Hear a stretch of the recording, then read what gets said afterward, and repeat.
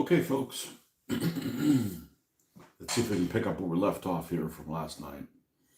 Working on this little set of row houses here.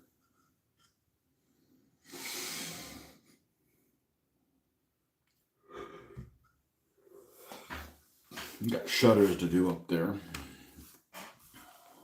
Let's see, we also have this drainage pipe that looks like it comes off the roof, so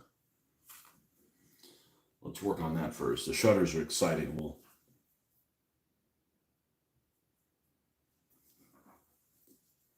We'll do them next.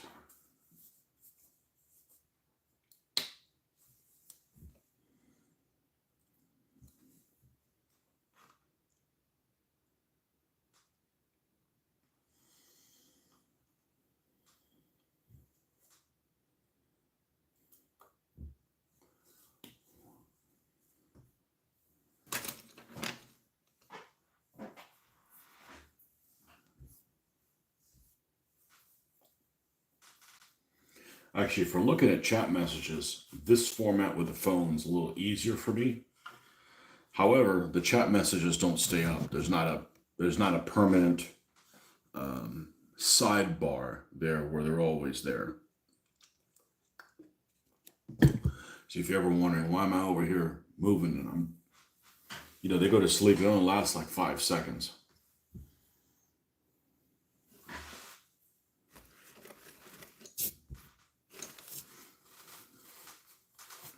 Okay.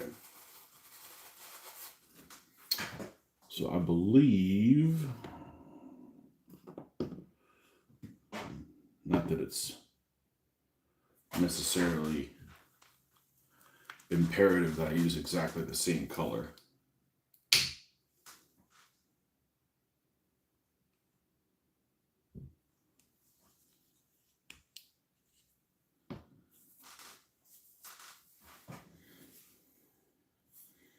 And there's never a perfect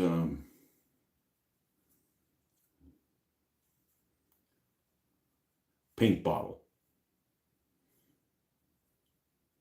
There's never a perfect paint bottle. Some are great until you go to close them, and then you get them all. You get paint all over you.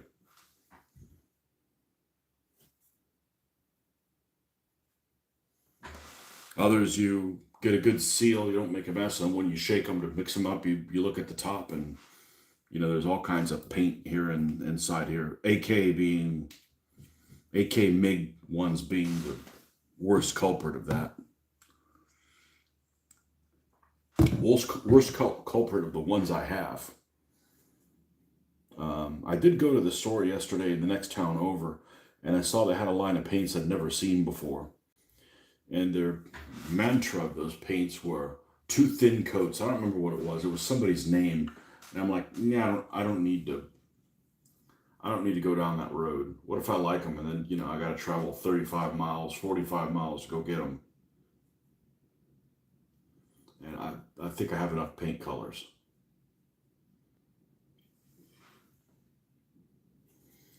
So I managed to go to 2 stores yesterday and bought nothing at them. So I was just going for the adventure anyways. The adventure of seeing what you may or may not find in a store.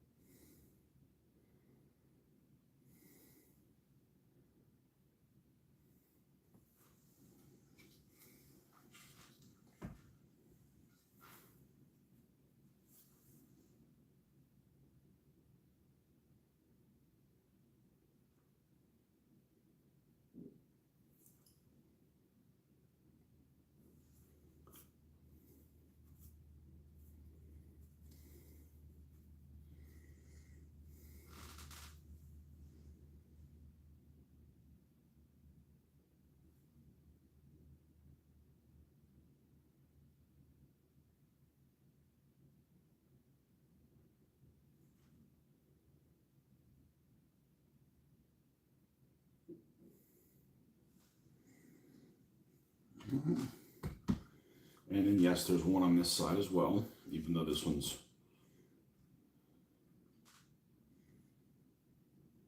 damaged. It came damaged. That was the intent.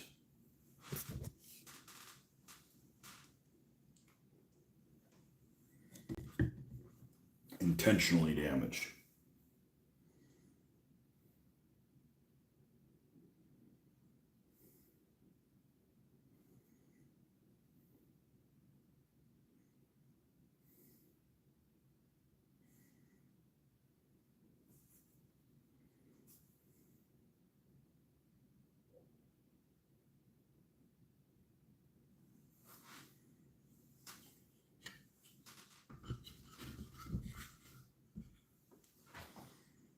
Good morning, Jeffrey.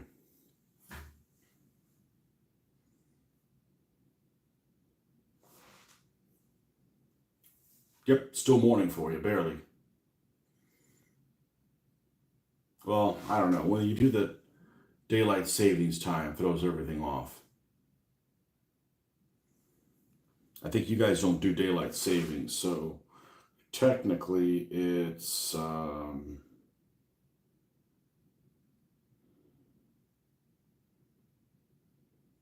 yeah, it should be okay. It pushed it later than it normally is. So no, it's 6:30 now. It would normally be 5:30. So yeah, it's still morning for you. Unless I got that wrong.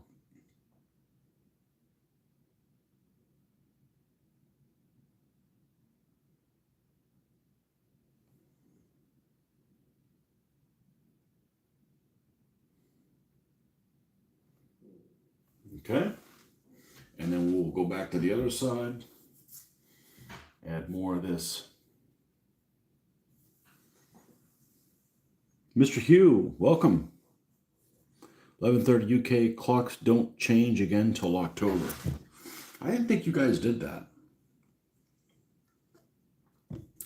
For the longest time, the time change was the week before Halloween or the Sunday before Halloween. It just seemed that way. So Halloween was the first time that you would normally get it to be like dark at like 6 p.m.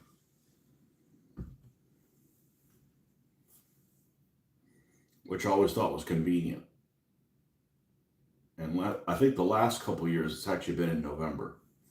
I wish you'd just pick a time and leave it. And my preference would be the time that it is now because I don't like coming home from work in the dark.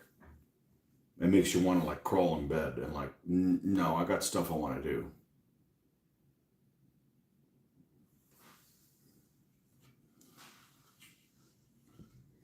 Which I guess technically right now is the incorrect time, but you know, even if I was on the other time, you get used to it by a couple minutes every day.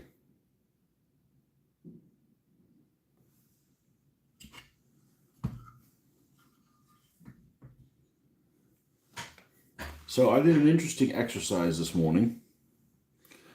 Good evening from the future. Changes last weekend in March and October, spring forward, fall back. I thought we were the only silly people that did that. I'm glad to know that we have silly wingmen as well. Britain, America's silly wingmen.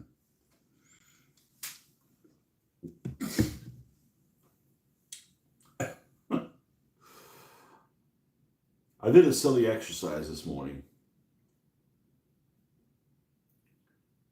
And I started thinking,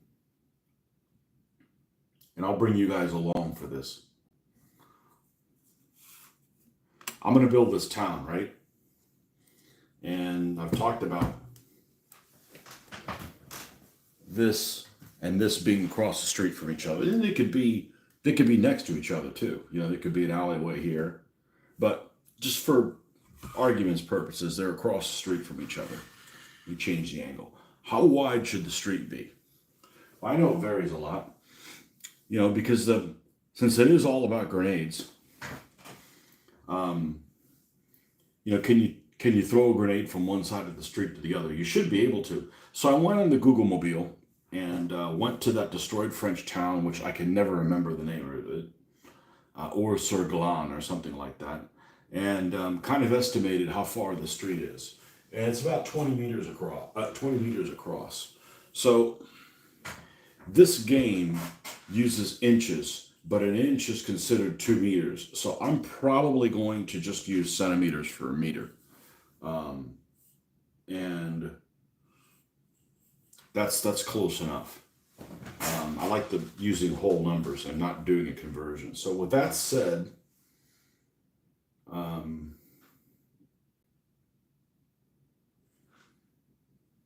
20 meters would mean that they would be this far apart from each other,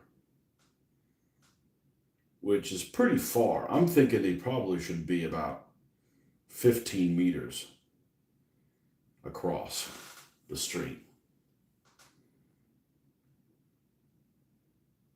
And it's still going to be, you got no business driving a tank in between that. That's just a disaster.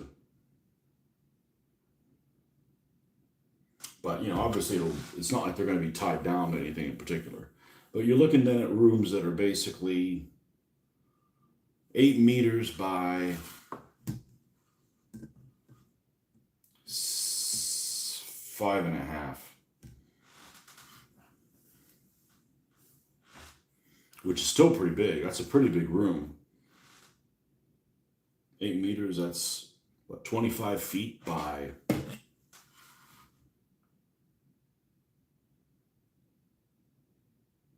17 feet.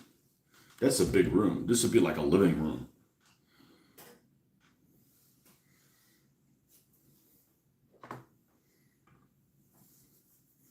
So it looks like a small room, but it's still a pretty large room. So I think that's how I'm going to swing it.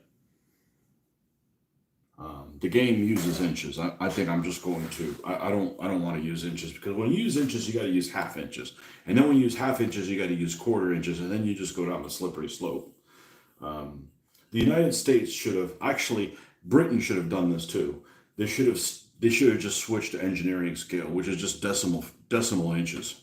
Or, well, they should have taken a foot, because there's nothing wrong with a foot. A foot is a great measurement, and divided it by 10. Decimal's the way to go. So, but anyways, I like using metric for my game stuff. So that's probably what I'm going to do. Is I guess it'll be condensed a tiny bit. So instead of an inch, I'm going to be using 2 centimeters instead of 2.54 centimeters. So maybe I'll change my mind and use inches anyways. But anyhow, so they're going to be about that far apart from each other. I'm probably going to make the roads out of MDF. I'm thinking. I don't know. I haven't decided yet. I don't have to decide yet. There's no point in thinking about every single possibility when they don't necessarily apply to you.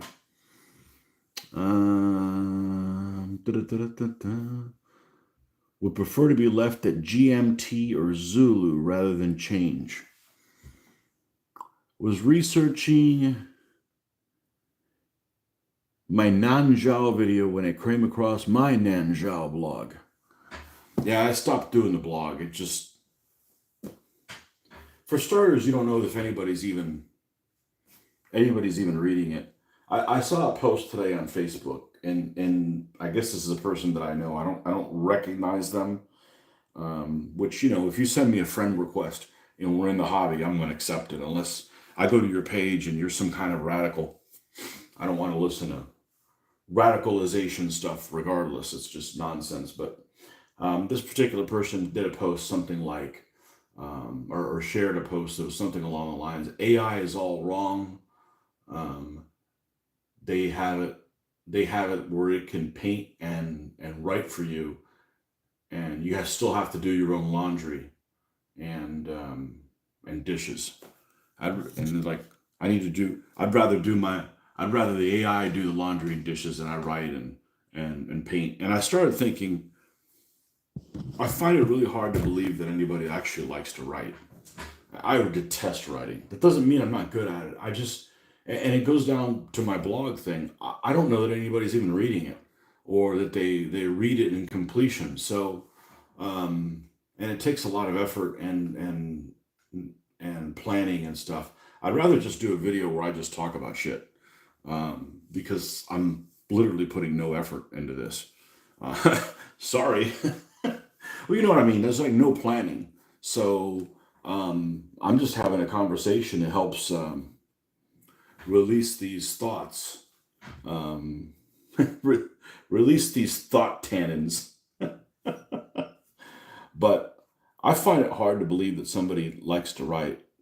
I detest writing, and maybe it's there's things that happen to you in life that are a disservice.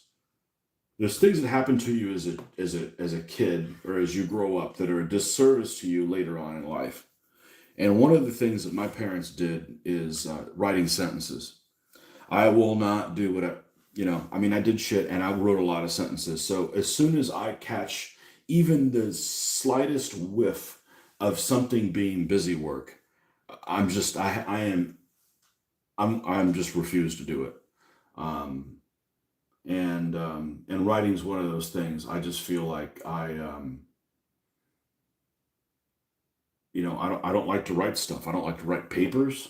Um, most of the time I feel like it's busy work to keep me engaged, and I'd rather be doing something more productive. And I'm just rehashing stuff that's already been found out for the purpose of keeping myself busy, and nobody's really listening to what I have to say anyways. So I absolutely hate writing. So the blog, I stopped doing it because I can't tell on there how many people, if you put a YouTube video about it, you can see how many people can comment on it relatively easy. Um, and you can tell how many people have watched it. So it's a little bit of reinforcing towards, hey, people are actually interested in this. And it doesn't tell you that somebody clicked on it and said, oh, this guy's an asshole, and clicked away and really didn't watch it. But at least there's just hardly any activity on the blog stuff. So I stopped doing that several years ago. That, and you have to fight with the format. Blogger was even worse. Blogger was, you got everything right, and then you went to do it, and then it would change what it looked like, and it looked like you didn't know how to line things up, and it was just a pain in the ass. So I don't like to that, and on top of everything, I am a bit of a spelling Nazi, which is like the only Nazi that has any redeeming qualities whatsoever, is a spelling Nazi. And I fat finger a lot of stuff on the keyboard. I still type faster than I write, but I don't make any mistakes when I write. At least no spelling errors. Um, so I find it really frustrating to write things out, and I'm just a wee bit too old to type better than I write.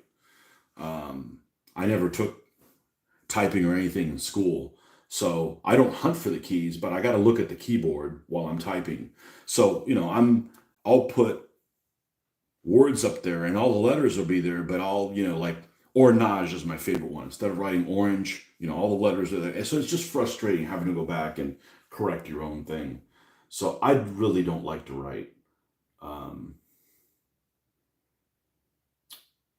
so that's why I stopped doing the blog thing. And I don't know, the blogs are that popular. It's just a lot easier to just throw a video together and put it out there, you know? So, but that's just my thought. I guess there's people that like writing, but I'm not one of them. I used to build a village from air-fixed Waterloo farmhouse buildings and railway buildings and hunt panthers with your U.S. Marine bazooka team. What are Marines doing hunting panthers? I know.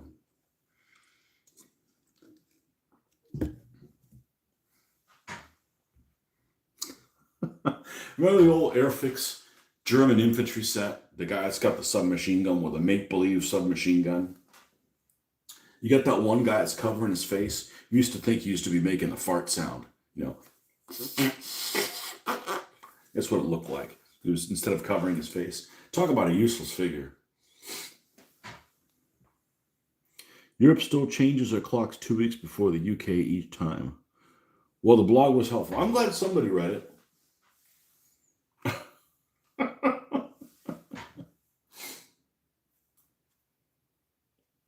Yeah, there just isn't a lot known about. When you're building a new army, when you're painting a new army for, a period where not a lot is known, you got to traverse this fine line. Well, you don't have to. I choose to traverse this fine line between what's known about them, artistic license, and making them look different from the other army you just painted.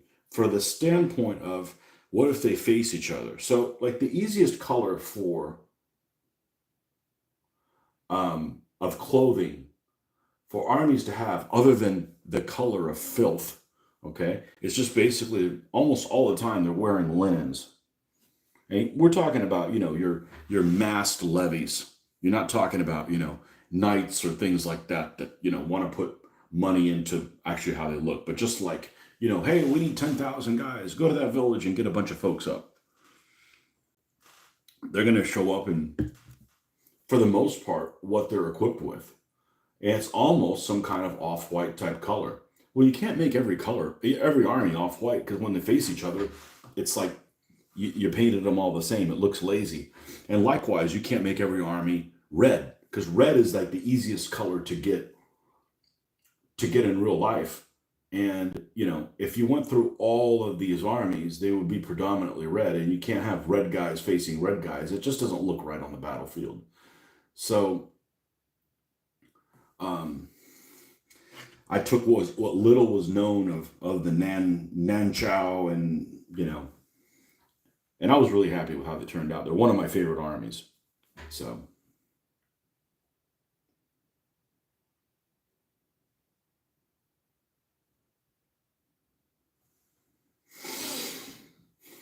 but I don't miss painting that stuff, and it's not because I don't like paint. I don't mind painting that stuff, but it's like I have to. I can't just get them done whenever. It's like I gotta. Unlike this, you build a building and you get to use it again and again. You could build an army and you don't get to use it until you face somebody with that army. And I'm gonna take this off and see if we have better luck with this. I'm gonna do a no-no, which is use this dirty brush and put it in here. But I just need a little bit of white. That'll keep me from splattering it on my shirt, which is just a distraction. But so if I'm building something, it's for some kind of an event, and I can't do anything else that I want to, and I'm almost like held hostage by my own hobby, and I get enough of that in real life. I don't have, I don't need any more pressure.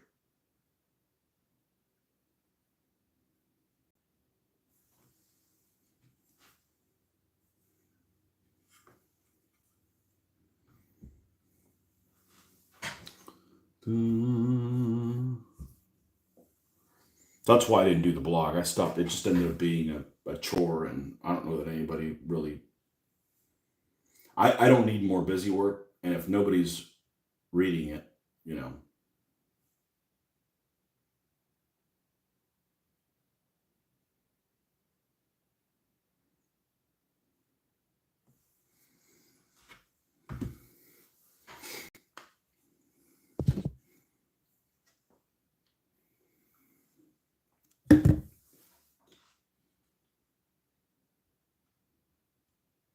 All right, shutters here. I'm not going to do this light blue. I'm going to do a green. And I'm going to do an equivalent type of green. So we're talking about a green maybe like, well, this is light green blue. This should work fine. Another pastel color. Yeah, you do your DBA video because I like the armies. I learn something new all the time. Yep. Yeah, I learned a lot in that silly little game. I mean, I always knew about history because I took it as electives in college. I knew about Alexander the Great, but if somebody would have said, hey, what's his army consist of? Like, I don't know. I mean, I don't know the proportions. You play DBA, you at least learn the proportions. Oh, about half of it was pikemen. 1/3 of it was mounted. The other 2/3 were foot. You kind of at least get a inkling for what the proportions are.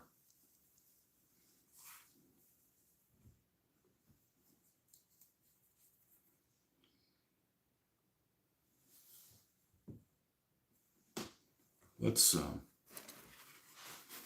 pull this off and use some from the inside. This is a very watery Vallejo. This is one of these colors I should replace. Oh, look how old it is. I just tried to take the thing off and the top just broke off because of dry rot.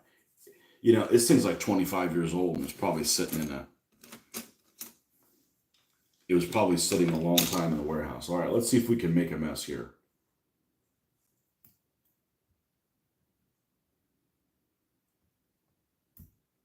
Oh, look at this. It's just absolutely falling apart. Look at this. It's just completely dry rotted. Wow. Maybe that's a sign not to use that color. It's just like a lumpy turd.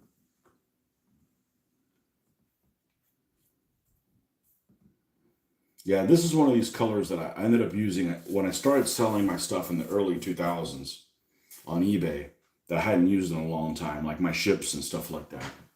Let me pull up another color, maybe a little bit more green. It's light sea gray. Green sky. Hey, it's the color of it's one of those Spitfire colors. And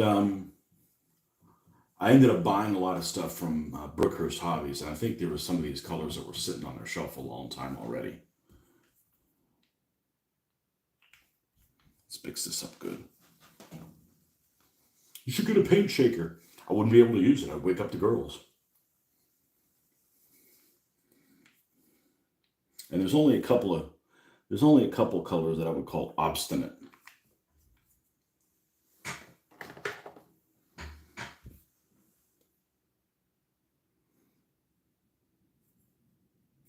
Gonna have dinner. The new table setup looks great. Yeah, the lighting here is amazing. Just wait till you see the new. If I ever get around to gaming, just wait till that table gets set up, because my garage is massive, and the lighting in there is incredible. The lighting is like this. So we'll have some good game videos once I get all this stuff created.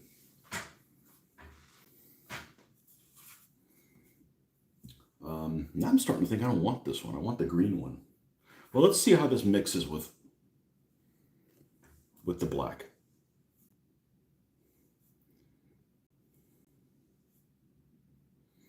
It's like Western Approach is green.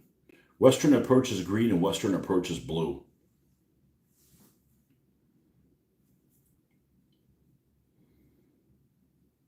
I say that before to my wife, and she doesn't know what the hell I'm talking about. She thinks I'm crazy. Well, you married a crazy person. Dummy. Western Approach is green and Western Approach is blue.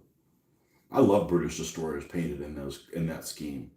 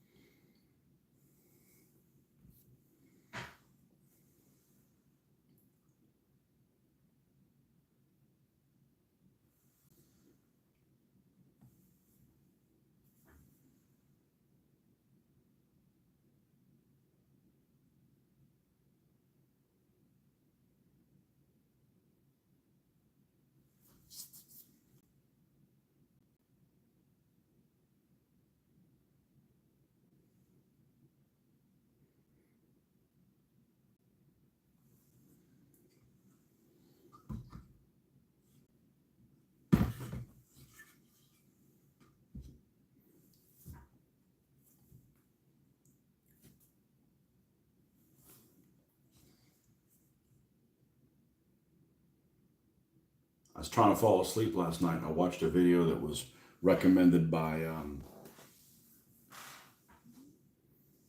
Marcus, that Reprimo build, and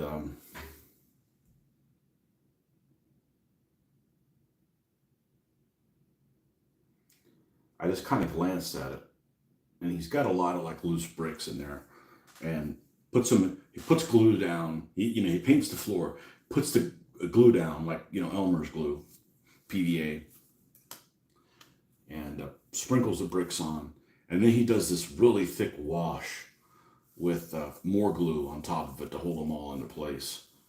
And but I don't think he went into like who the manufacturer of the brick is. I don't know that I want the whole floor covered in brick. Maybe in a couple places, because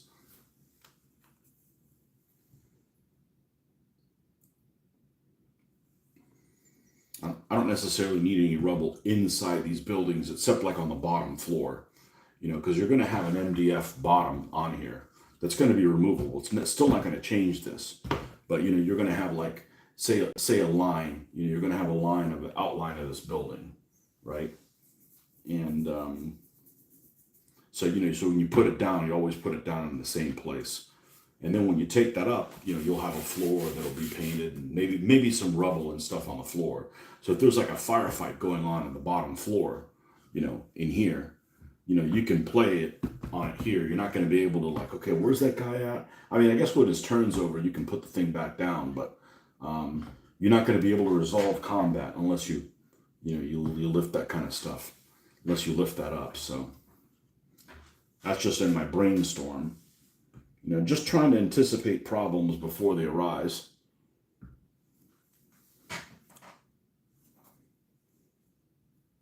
It's in my first, like I said, I've never painted buildings before this, but this isn't my first rodeo painting. As people said the first time I showed up with a DBA army, how come this is your first army? It looks so good. I said, because it's not the first thing I've ever painted. If somebody said, hey, you got to paint 28 millimeter sword to flame figures. I've never painted 28 millimeter. I've never played sword to flame, but I guarantee if I had to do that, if somebody had a gun held to my head and I couldn't shoot back at them, they'd look pretty freaking decent, because I got a clue. Or if I painted Space Marines, God help me, they'd look okay. I mean, they wouldn't be as good as the experts that that paint that stuff all the time, but I got a clue. It's not like it's not like it's my first soiree doing that. Just like if you took a Formula One driver and you put him in a go-kart, he'd probably be a pretty good driver of a go-kart. He may not be the best go-kart driver, but I bet he's going to be pretty far up there. When I painted the first background, I never painted a background. I'm talking about painting on like cardboard or never painted a background. I thought it turned out amazing. It looks better than a lot of stuff that's in museums. I know that's not saying anything, but I'm not comparing myself to a Velasquez, but I'm comparing myself to, a shitstorm like, Picasso or, yeah, fucking commie came up again.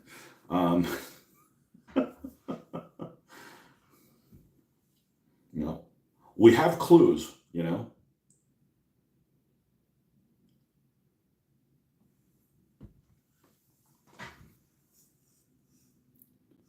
Mr. Marcus. Yeah, I was just talking about, I watched that Reprimo build, and I just glanced at the video because I was pretty tired, and I kind of fast forwarded some of it on my phone, and I don't think he went into what bricks he used. Although, man, the entire floor of that building was completely bricked. And honestly, when he painted the basic color, it kind of looked like, if he didn't show on the video what it looked like finished, it would have been like, this is going to look like ass. But I have to look at it again. I don't necessarily need any brick, say, for instance, inside here. It's more like for the outside, in the bottom floor kind of thing. I'm not opposed to getting any of that stuff. I just, sometimes you got to look at it and it's like, well, I don't know if this is going to turn out well, and I got to pay X amount, and then I got to pay X amount of shipping.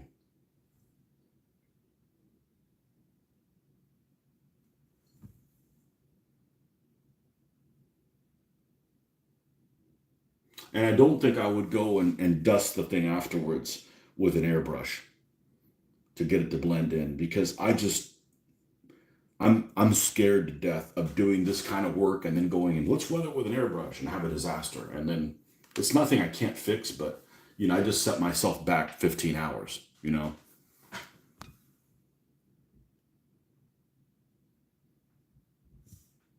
For my buildings, I don't want rubble everywhere. I need to fit the troops in. That's why I was thinking of putting rubble on bases so I could move it. Well, I wouldn't mind buying some of that Jaguila stuff and scattering it all over the battlefield. And then scrape it up, bring the felt thing up and then scoop it, put it in a bag, and then reuse it.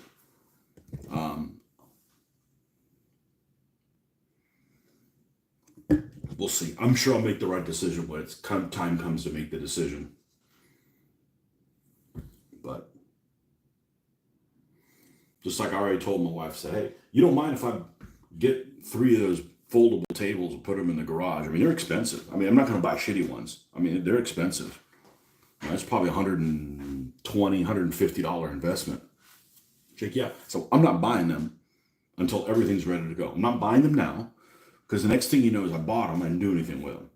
I ran out of steam. Let's make sure that we got everything. That's the only thing holding us up. Then we'll do the table, and then it'll be good. I've got to earn the table. And that's me talking. I'm just saying I've been down that road before where I buy all this stuff and then don't do anything with it. And I don't want to go down that road. So right now we got the garage is full of stuff. We've lived here since the beginning of November. There's stuff in the middle of the garage and it's in nobody's way. So I think leaving a table up for a month would probably be okay. So it's not like, you got to finish it in one day. I'm not running a game in situations like a game convention. Like, we got to get done in 4 hours. We'll get done when we get done. And that's when we'll get done, and we're not getting done before that. If I'm going to be rushed, I'm just not even going to do it.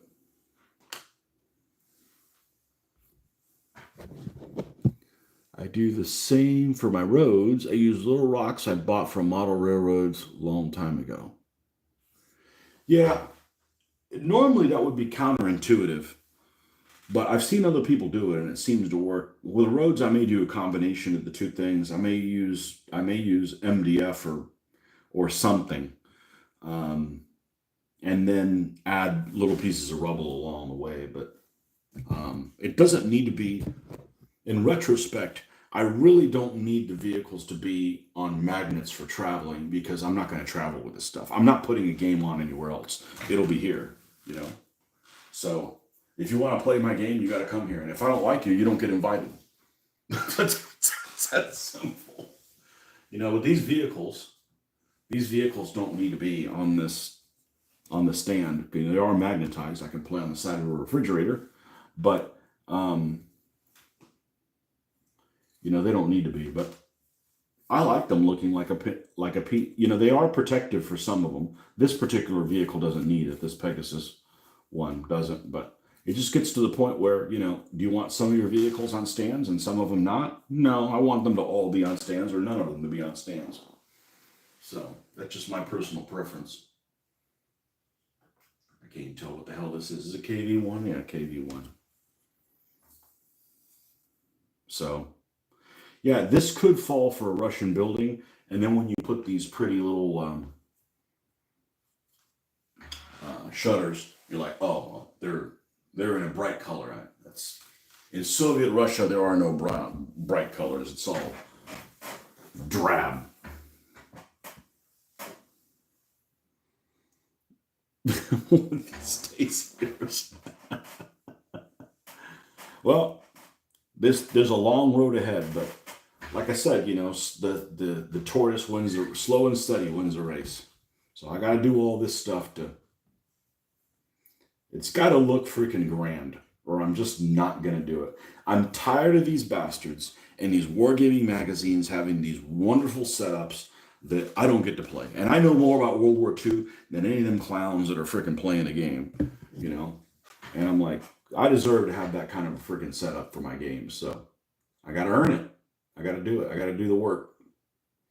Just a matter of time for me. I lost 18 years to DBA. I'm behind almost 2 decades.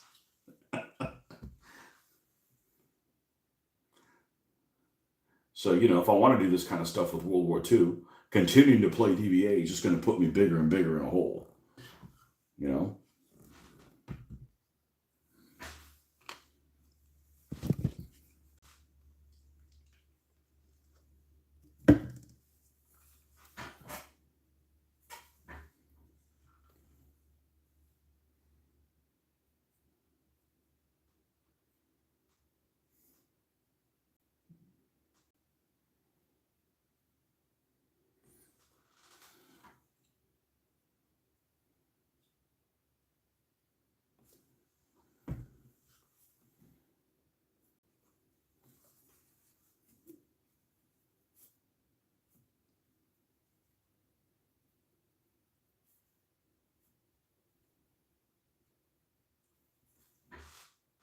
And there'll be no drinks at the table. Can't have any fucking drinks. You go sit over there and drink at the drink table. Not at the table. We don't need any spillage. And same goes for me, Shit happens. I'm not naturally a clumsy person. Thank goodness I wouldn't be able to live with myself. But shit happens.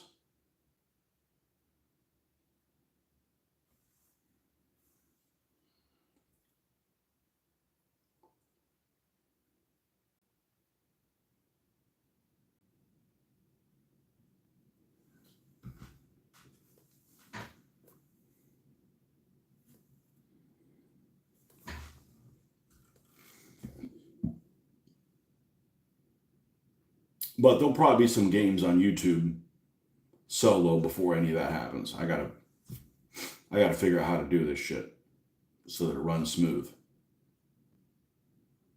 Like I said, it's not that complicated. It's just multifaceted. Okay, this ought to look good once we bring this up. And then we'll work our way to the next building. I think we'll do all of this at once.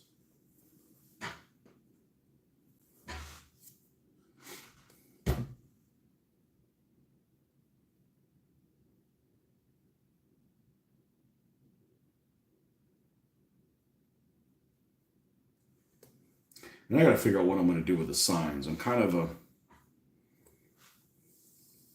at an impasse about what I'm going to do about them.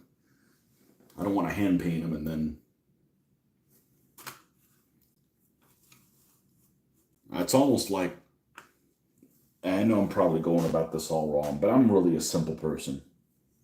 Yeah, and I'm not a technology person, but I've got this. Let's make sure this doesn't have a level on it and falls down. It does. I'll take it off. I've got this sign area here on this building, right? I can either paint it or I can print something and then remove it as I need it. The problem with printing something is I'd almost have to go in Excel, which is a format I'm pretty comfortable with, and make a box on Excel and make it bold. And then once I got that down, then I can do things with it. But I got to size that, like computer aided drafting. I took it the first time it was offered at the college in 1990. I think it was 89, 90, one of those things. And, I've drawn my whole life. I actually draw less now than I ever had before, but back then I used to draw more. The drafting part's easy and it makes sense. The hardest part is getting this to be a certain size on the piece of paper. So it's almost like I got to create these boxes and figure out what the proportion is between pixels and what it really prints out at. So then I've got the box. And then once I have that, probably print it out and then try weathering this. I think that's what I'm going to do, because not that I can't print it by hand, not that I can't paint it by hand, but I'm going to want to switch what the heck this is depending on. I wish it wasn't a sign at all. I wish there wasn't like a frame for it, so to speak. But it is what it is. And I actually have another building that has another sign on it as well. I was not aware of that. I looked at that this morning. I'm like, shit, another sign. you know. So if I make that the boulangerie sign that Jeffrey was recommending, which I'm all in favor of, if I need to make it some Russian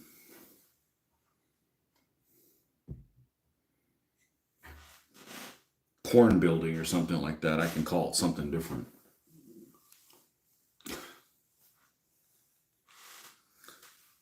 Russian OnlyFans headquarters. You practice your skills on DBA. Yeah, no, there's no doubt about it. Velcro signs, that's a good idea too. That's a good idea too. Um, yeah, I've got thin sheet. That's really probably what I should do. Sheet styrene, and then just use, I think they'd stick with this. Couple dots, this stuff.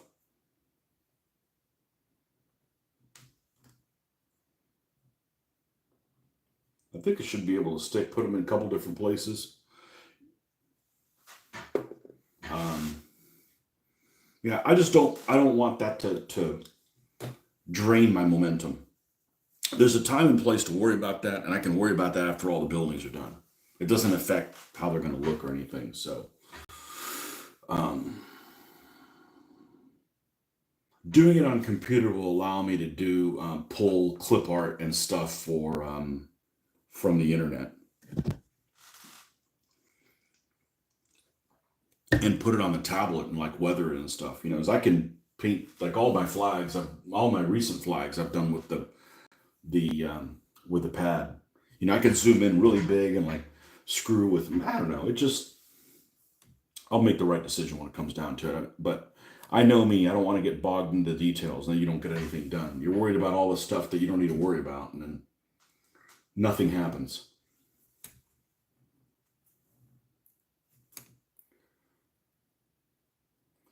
And normally, the only distraction that would be left to me is to get back into World War II ships. And like I said, playing World of Warships has at least cured that, where I can, you know, I could push some boats around, some ships around, and don't have to spend any effort painting them. I could spend, you know, another a half hour to an hour and a half each day screwing around with that. And yeah, it's not perfect, it's hokey, but it's something.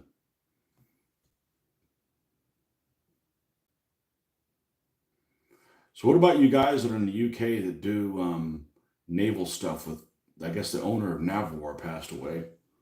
You guys gonna have, is there somebody that's gonna continue doing that, or? I know you guys are big fans of Navwar. I've never ordered from them, and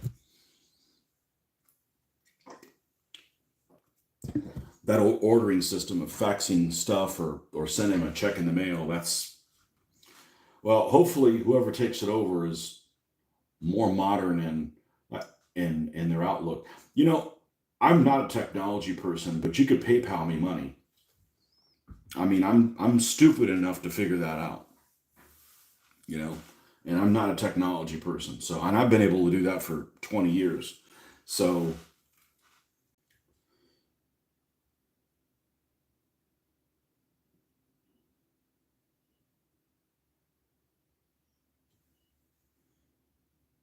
hopefully it still stays in business and makes it easy for people all over the world to order stuff.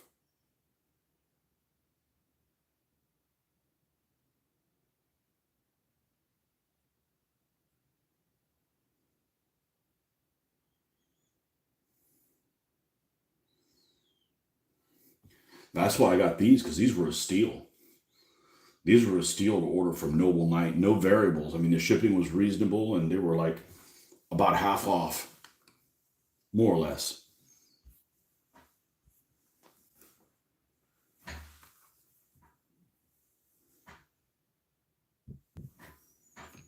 All right. You get to the core color, and then maybe add a little bit of white and bring it above that.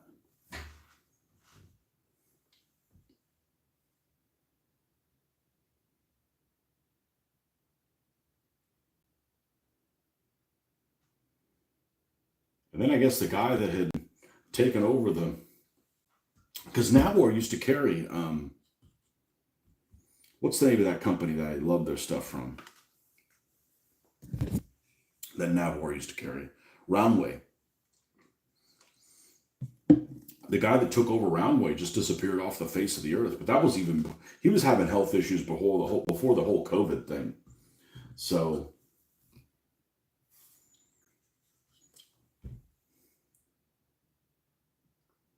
hopefully those molds don't disappear. Although I never could figure out if he was actually casting this stuff or he just bought all the old stock and was just kind of trading with it. Mr. Roberts. But he was having health issues even before COVID. It was sad news. He just restarted operations after a break for illness. Yeah. Was he like over 80?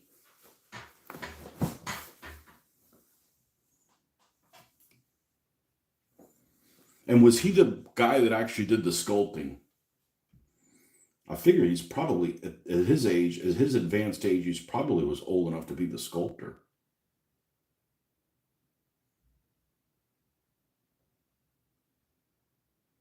I got a lot of respect for people that sculpt things. I think it's pretty darn cool.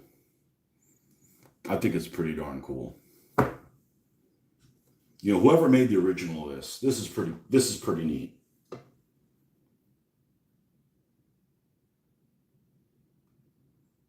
And they don't get enough credit.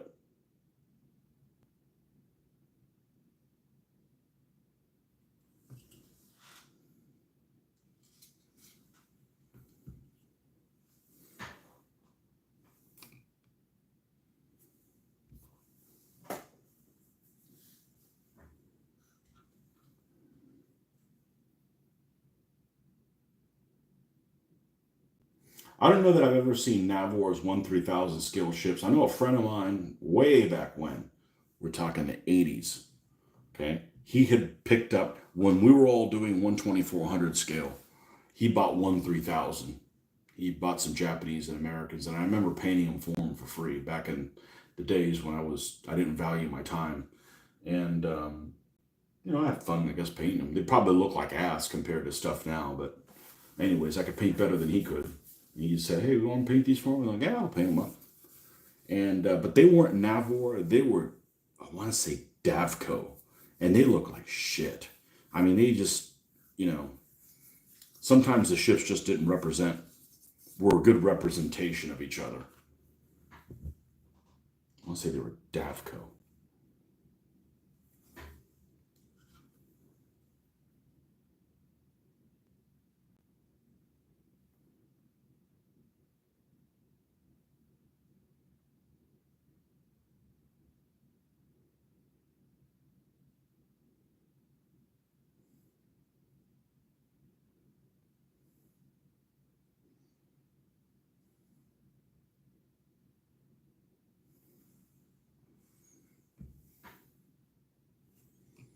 So I don't know how the Navor ones.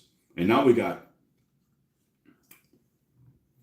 that company that's doing all the ships in 4800 scale, which I guess is kind of a good in between scale. But if I got back into it, I'd do 1/6000. There'd be no doubt about it. Um, it's just more in line with the scale of the game.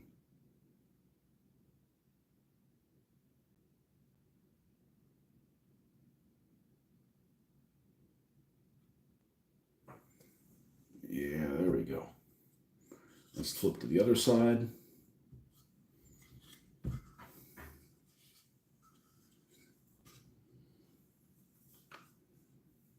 Yeah, I don't remember what the name of the company is. It's Barry Hilton's.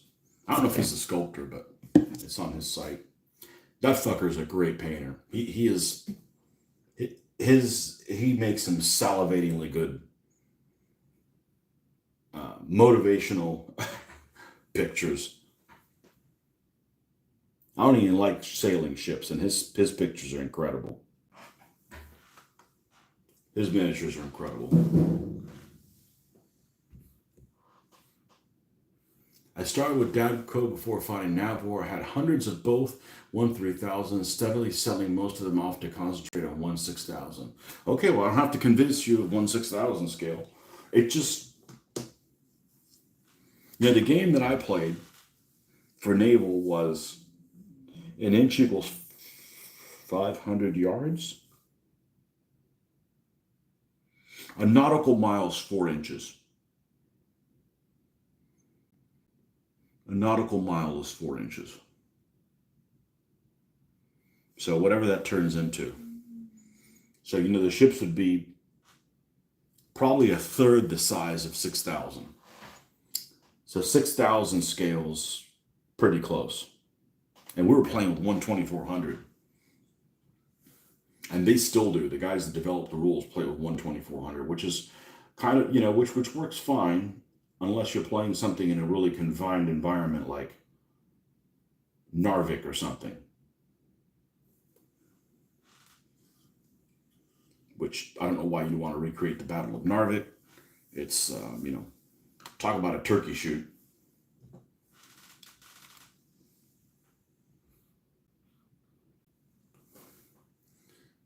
Oh, there's that word, that L word, Leicester. Although it should be Leicester, the way it's spelled, but Leicester Micro Models did 1/4800 back in the day. My chum still has some of them. There was another company also that made them, kind of an off-brand. I can't remember who the heck it was, but good morning, good afternoon, good evening, wherever you may reside. Ben's back. Did you remember to walk your dog today? What kind of dog do you have? Odds are it's probably a mutt, because I would imagine most dogs are mutt. Lots of dogs in Mexico. Lots of dogs. You never see loose dogs in the United States. And actually, as I've gotten older, I appreciate dogs more. I'm not a pet person, but I appreciate dogs. And the thing about a loose dog is they're basically homeless. So they don't have anything to defend, so they're not dicks. They don't bark or anything. And they're just chill. They usually don't even want to smell you. They're probably tired of smelling stuff. Yeah. Everyone should pronounce Cester names like Abbott and Costello with... Oh, I've never seen that. I don't know that I've ever seen Abbott and Costello. Now, ask me about the Three Stooges and we're on board, but I'm not a... Abbott and Costello and the Three Stooges, I guess, is like Marvel and DC. Abbott and Costello is just before my time. Well, they're both before my time, but the name of that town should have been pronounced. You can't put E and I together and just go eh. It's got to be either E or it's got to be either Leicester or something like that. I don't know. We need to call the French back over to straighten you guys out, or was it the Normans that brought that problem to begin with? Oh man. All those protesters in Mexico and them eating bugs and all that kind of stuff. And I forgot who the hell I told. I said, I think we just need to just go back to them doing human sacrifices and start over and see if we do better on round 2. Jack Russell, he gets walkies. He gets walkies later. He is currently, Jack Russell, little dog. He's currently out in the garden looking for rats. Jack Russell puppies are freaking adorable. They're like little teddy bears. I used to know somebody who had 8 or 9 of them. They're just absolutely adorable. But if I had to have a dog, it would shit bigger than me, which is a tall order.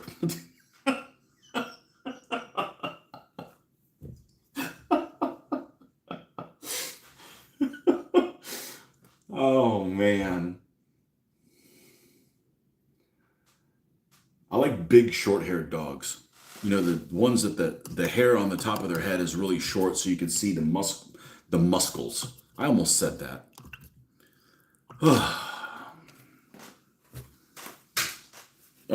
¿Qué se cayó?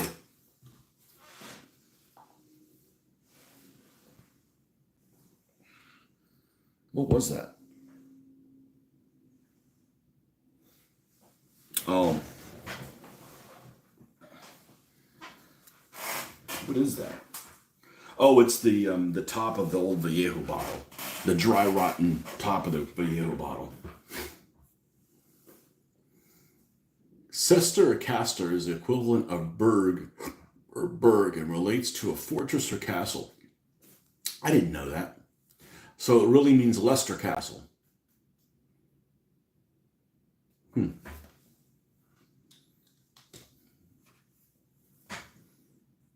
You had a whale of a time last week, a polecat. Great, now I gotta look that up. The hell's a polecat? Escaped up the road and it ran through our garden after sniffing at him through the gate.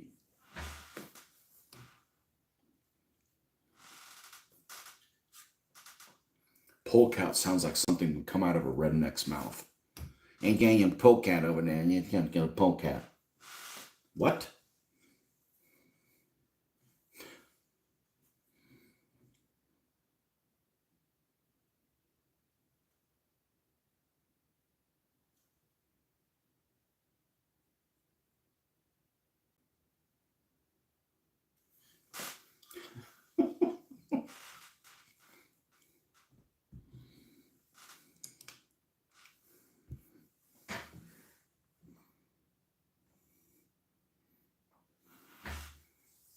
Is a polecat like a polecat? Sounds like it'd be like a weasel, something in the weasel family, like a sales weasel, like a weasel type thing. Okay, I'm a good fucking guesser. Is it like a sales weasel? I heard that on a radio program one time. I've never forgot that. I said, oh, when are you going to send the sales weasel by?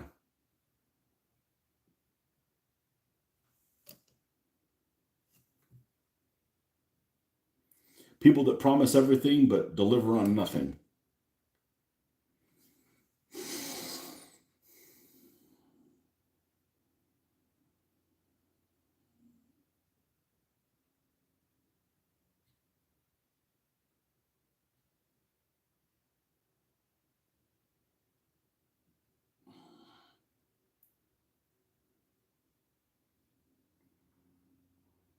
So it's not a feline at all.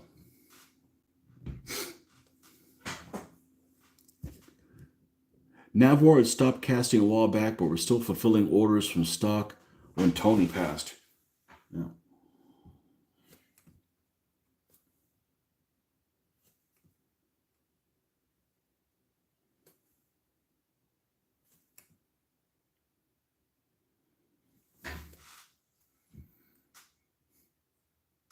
Well, hopefully somebody else knew how to cast things. But that's a very specialized type of industry.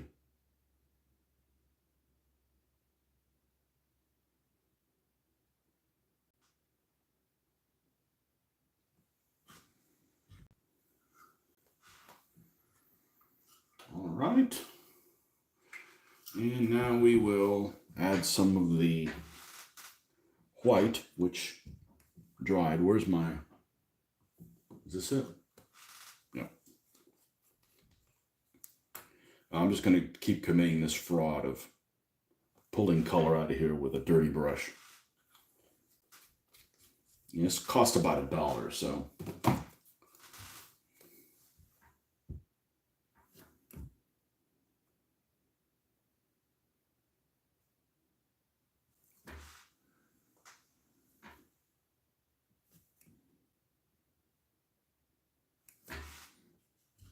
All right, let's just touch up on these.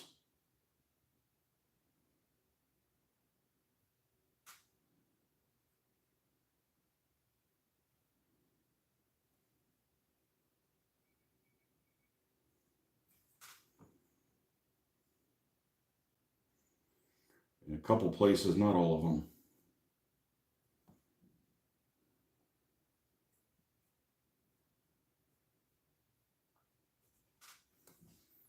Okay. Oh, hold on, somebody don't type something. James' wife taking over Navwar, but she's essentially learning it on the go. I have a feeling it'll end up licensed out like Cobblestone Castings is with North Star. The business had a longer lifespan than some gamers I knew. Wow. Yeah, a lot of these businesses, it's, a cottage industry. And the owner either doesn't have children or the children say, we don't want to do this because they don't have a love for it. And or don't want to put in the time, or they spent many years. I don't know if this is the case with Navwar, but I know this is the case in many situations. The owner is some old guy that manages to get by paying his bills, but they're not living a comfortable life, and the kids are like, I don't want to be a slave to this, when you can't really make a good living at it, because it's a gaming thing. How are you going to make a good living at it? It's like a good business for somebody who's like maybe retired or something like that already. They're already pulling a pension from something else. But I wanted to go visit a hobby store yesterday, the next town over, and it's a legitimate hobby store. And I was kind of in a hurry, and I really didn't want to engage, but I kind of wanted to ask this guy, so what's it feel like having the only really real hobby store in Florida for the most part? And I want to ask him, so how are you paying your bills? But I don't want to get in the guy's business. Hopefully he's doing okay. But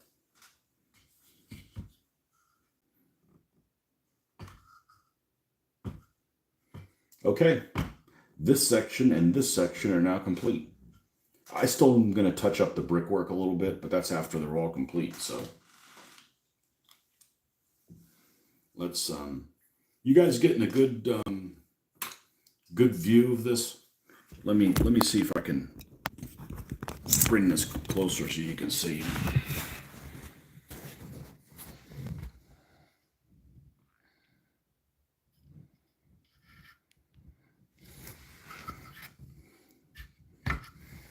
Did it look War Games Illustrated worthy yet? Let's look at the finished one. Sometimes a lot of this gets lost on the freaking camera or the video.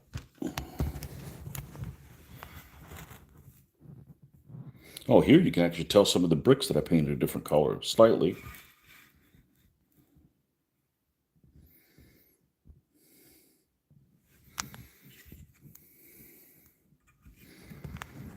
I'm pretty happy with it. It should look good on video.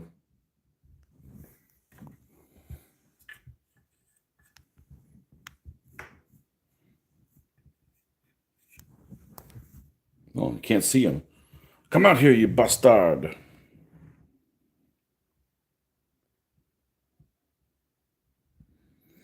What the thing that really surprised me that it was a concern of mine before I got started is how the inside of these buildings are going to look like. Let's see if I can focus it on here. And I'm looking at that and I'm like, that looks better than I possibly could have ever freaking hoped for. I am really happy with the way the interior of those walls look. And I mean, whoever created the original casting deserves an award named after them. I mean, there's little bullet holes and scratches. I mean, it's really really nice the way that it did that. I'm just the dumbass that just painted over it and made you guys notice how good a job that they did. But I'm really happy with how this turned out. I mean,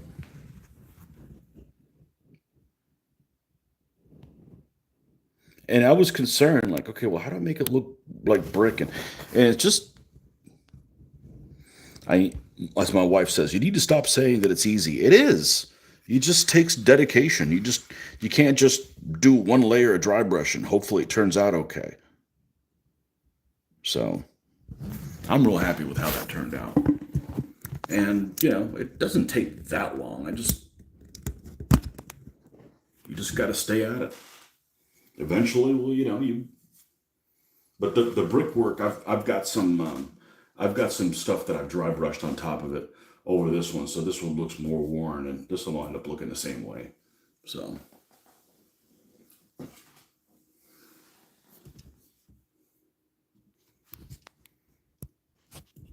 yeah, I'm pretty happy with it. I'm glad you guys like it as well. Like I said before, it's important that I like it, or I'm gonna be like, fuck this, you know. I'll do something else, you know. And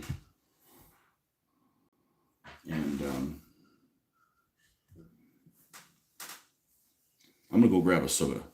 I'll be right back.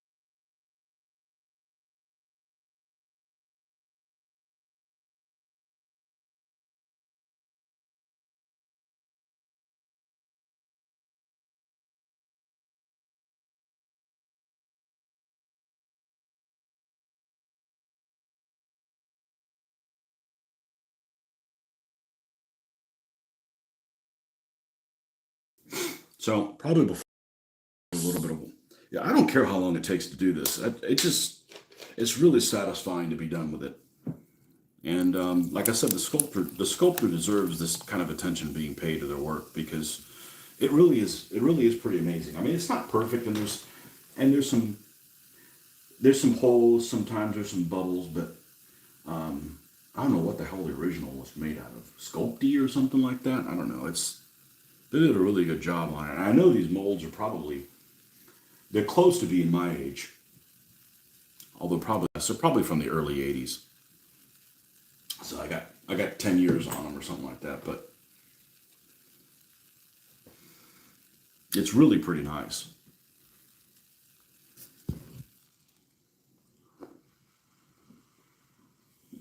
But that's what I want. I want to paint stuff that's inspirational for myself to do more and for you guys. That's why you pick up a War Game Soldier and Strategy magazine and look at those battlefields. Like it's inspirational. I don't get put off by that. I'm like, that looks great. I'm going to turn my work to an 11. You know, it was already at a 10. We need to do more. You know, it's inspirational. Inspirational for you to want to learn more about whatever period it is that you're looking at, and you know, you just can't put these on felt. You know, you got everything else has to go on as well. So I think I'm going to probably at some point get loose bricks and see how that goes. Hopefully they don't look like super fakey, and then get into the thing like, okay, well I need to give them a wash, and I'm probably going to have to do that, but one step at a time. This game is so tactical that you literally can play on a 2x2 battlefield. So I don't have to, you know, I don't have to create a board that's 8 feet by 25 feet or something like that, you know, right off the go. And then we still have to do trees. And the trees need to look as good as this. You can't just have trees that are like plastic looking. So one thing at a time.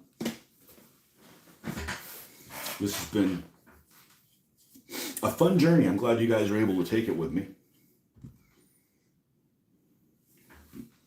But that's one of the things. You guys keep me company, and I'll show you how fucking easy this is. It just takes time, you know.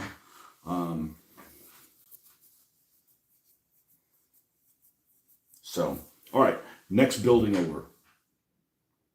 We have a drain pipe here. We have a drain pipe here. We have a drain pipe here. And then we've got all the window sills as well. So let's do the sills next. And then we're going to start seeing, and the other thing is that your eye really screws with you, because I'm looking at this and this doesn't look that good to me, because you're being distracted by this. You're being distracted by something that's not complete. your eye will focus on all the, you have to kind of, squint to see what's going on. But once you take that out of the equation and you've got these two areas that are mostly finished, we're still going to do some dry brushing to bring some of the color of the brick out, so it doesn't look so new. But I don't think I'm going to overspray it with an airbrush to make it look, we're going to make it look realistic. I still want it to look like a graphic novel. I was going to say like a cartoon, but cartoons look like shit. Most of them do. It still needs to look the same so that the figures go along with it. By the way, speaking of figures, did I move this thing over and I still have figures climbing on there? That's a no-no because they'll end up falling on the ground. Yeah. Let's move these two guys out of the way. I just realized that. I don't want this floor to shift and then I end up with figures on the ground. But anyhow, and then I've got this rubber sheet that I've had for about 20 years. I've never done anything with it. Well, I'm just going to bring the phone over here and I'll show you what I'm talking about. And we're going to dry brush this. This rubber sheet that's here, this came like this. I think if I dry brush on top of this, different colors, it'll look just like cobblestone. And I don't know that I could just cut this in the strips and use it as a road. And this material is still available on eBay. There's people that sell it even in like 2 and 3 inch strips. So that might actually be the way to go, and actually put it on MDF and make roads out of that. And there's a couple different patterns also. So to be continued.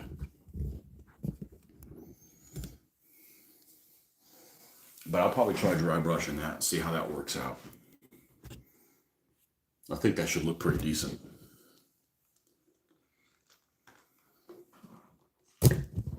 I bought that matted like a Christmas shop, for them to put like a little display or something for your Christmas stuff. Every bit of 20 years ago. And it's been rolled up ever since. It'd be one of those, if my wife was one of those bitchers, it'd be one of those things. You bought that 20 years ago. She doesn't do that, but I do that to myself more than anything else. Because I don't spend that much on this hobby. I still say this is a cheap hobby.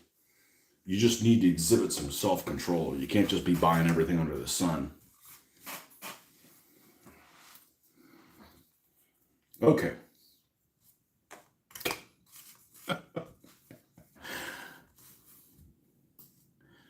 Any of you guys have them bitchin' wives? I don't know how you do it. I don't know how you deal with it.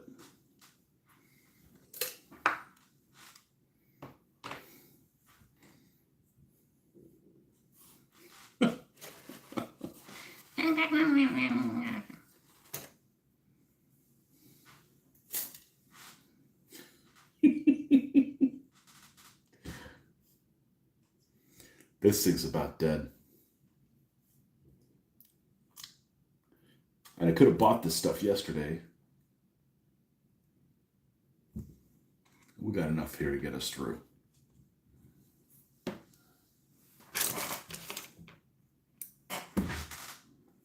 Now, the tip of this is starting to go. So we're going to go ahead and, because this is not an expensive brush, we're going to perform some surgery. As soon as I find an X-Acto knife.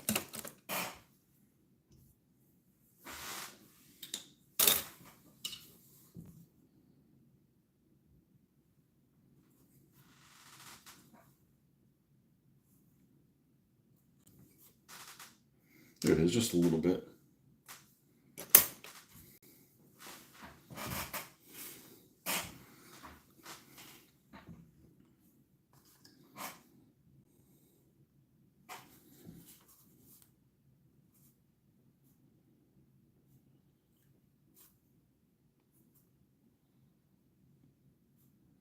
Let's go a little darker since this is going to be the first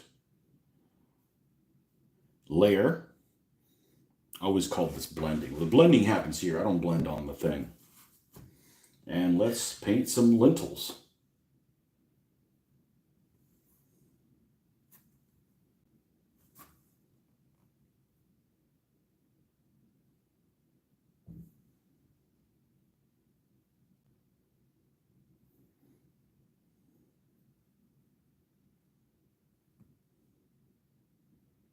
The other buildings I did differently. I painted all the outside and then went to the inside. So the problem I'm having is I'm looking at the inside, which looks pretty much finished, and the outside isn't up to par.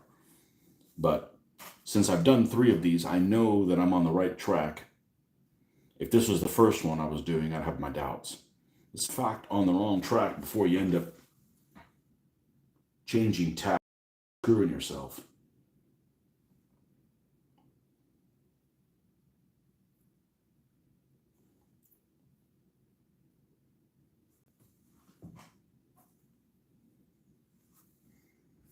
I don't know. You think these buildings could pass for France and Russia?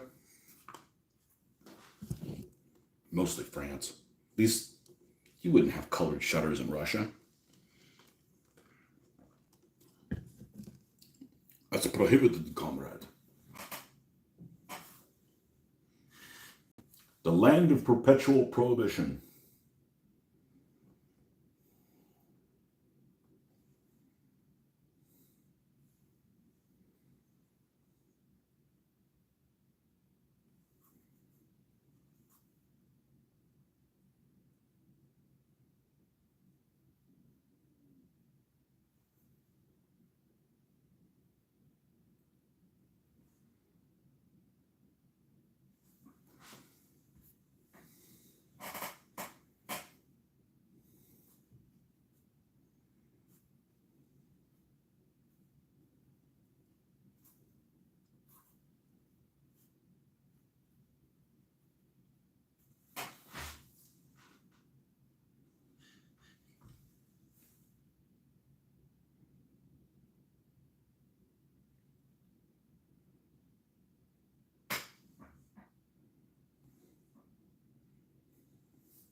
Okay, I'm going to do the front.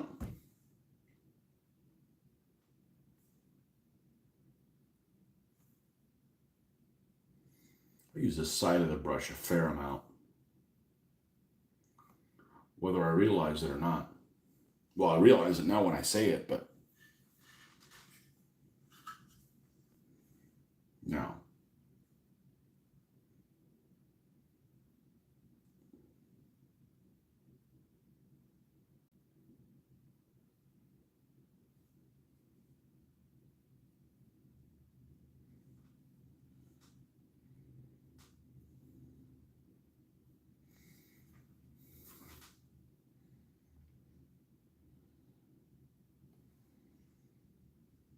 Okay, now I'm going to flip it and get the other side.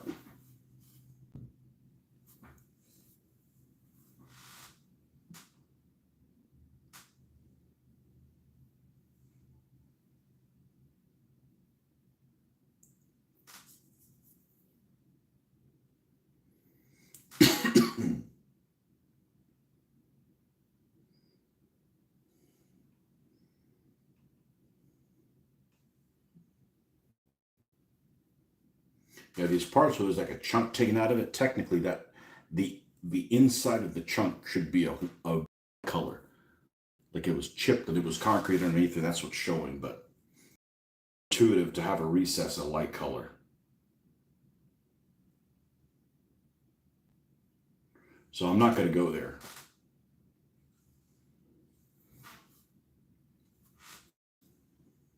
Which is why I'm not putting mortar in between the bricks. What if it's all moldy? Then it'd be darker, like this. So this is just a non-power washed building, destroyed building.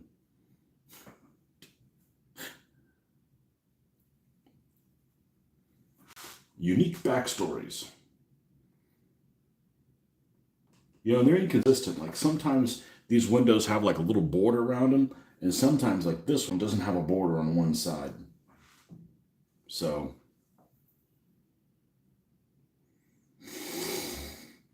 it's definitely not a consistent all the time.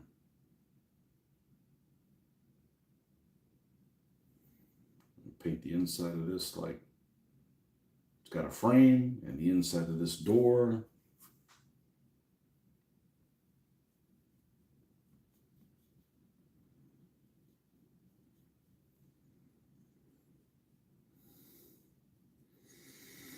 And then the inside of this door. this window. Yeah, and see I don't cut very many corners. One of the corners I cut, I'm not painting inside of the top.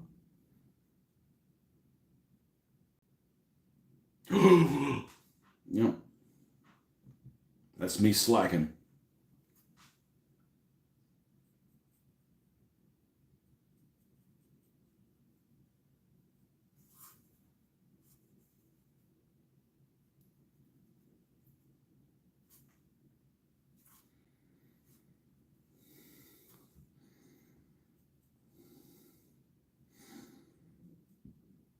I actually enjoy remix. I enjoy the mixing of the paint part.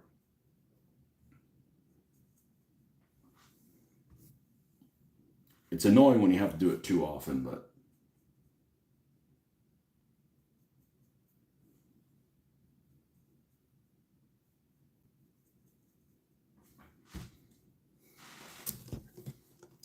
thank goodness these buildings stand up like this.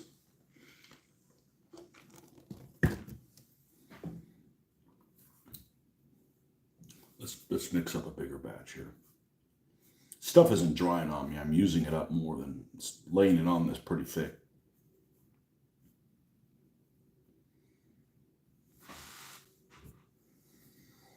And I haven't been using a wet palette lately because it just takes up too much real estate here on the table.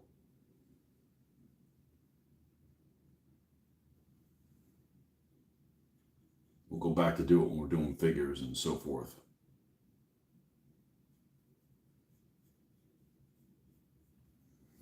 Okay, this side's all done all the way through. Let's flip it the other way and make sure we didn't miss anything. Oh, we haven't done this side at all. Okay, fair enough.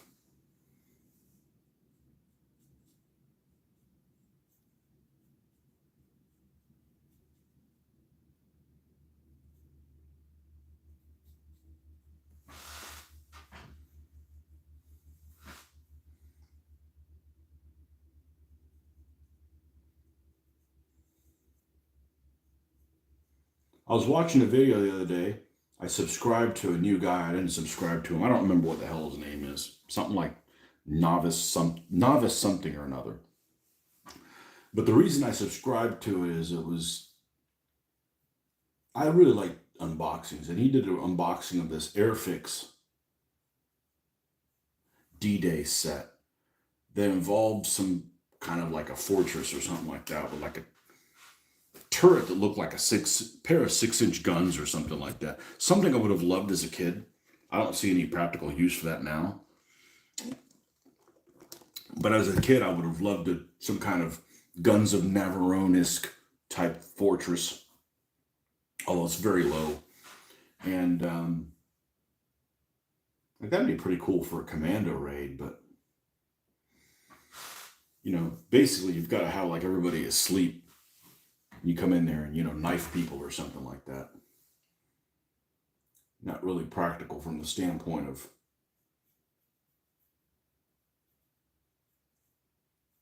using it in a game, but it reminded me like, man, I would have just loved to have that as a kid.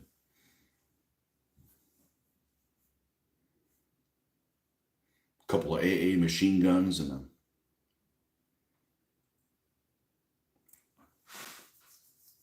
double 6-inch gun turret or something like that. YouTube video where someone does a fantastic job fixing up that kit I'm talking about. Just amazing. Oh man, I missed a lot of stuff. So I'm almost to the part of hand painting unit and either marking on my T26. I'm looking forward to it. Yeah, T26, you just can't have enough of them. I mean, if you have more than 10,000, you went too far. But you can have 2,000 T26s and justify it. Just did a bit of Googling, and Russian houses do and did have shutters. Remember, dakas were painted quite colorfully, so you should be good for using them in Russia. Okay. Well, I don't mind doing Russia. I just not a huge fan of doing city fights in Russia. Is that Stalingrad? No, there's other fucking cities other than Stalingrad.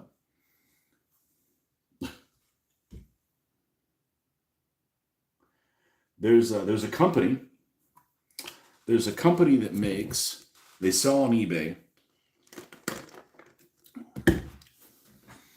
They come from China, of course.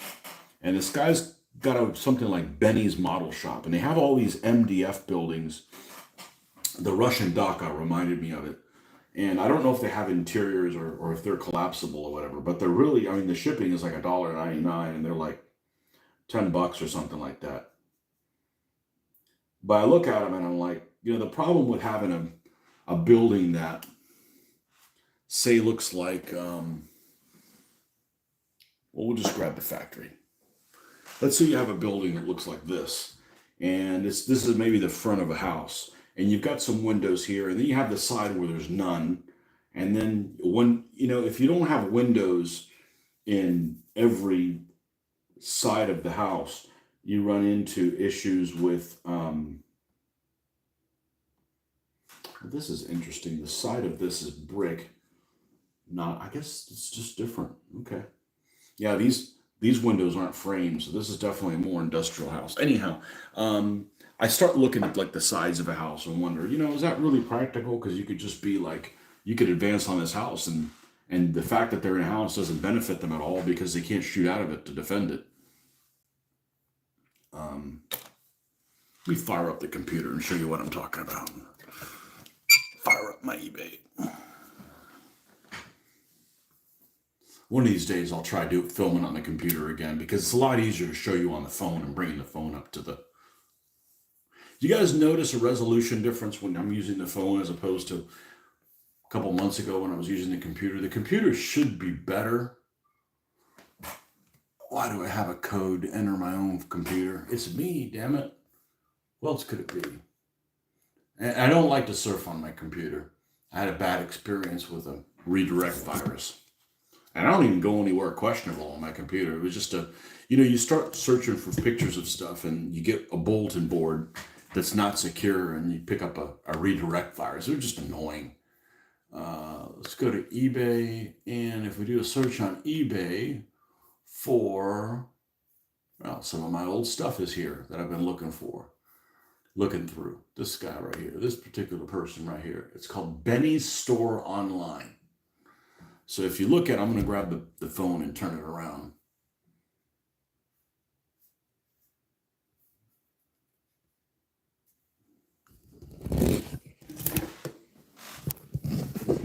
Now I got to look at the phone and make sure you guys are seeing what's going on here. So this guy here, he sells quite a few things. This is some Chinese shop.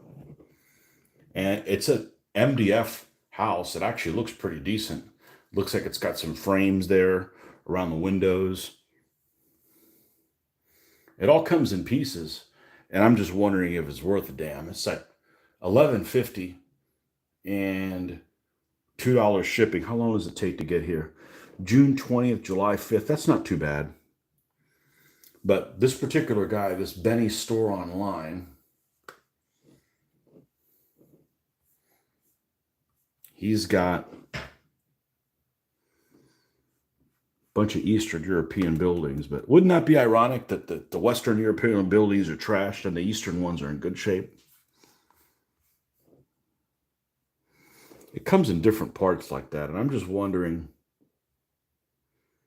what's the inside of it look like? And not necessarily what the inside of it looks like, but you can see that there's little dots there with the roof sits on it. But if you lift it, are you able to lift it and not collapse without, because you need to have the inside accessible.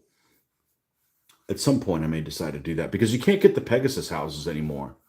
Pegasus did a couple of 2-3 sets of Russian buildings, and they're not accessible anymore.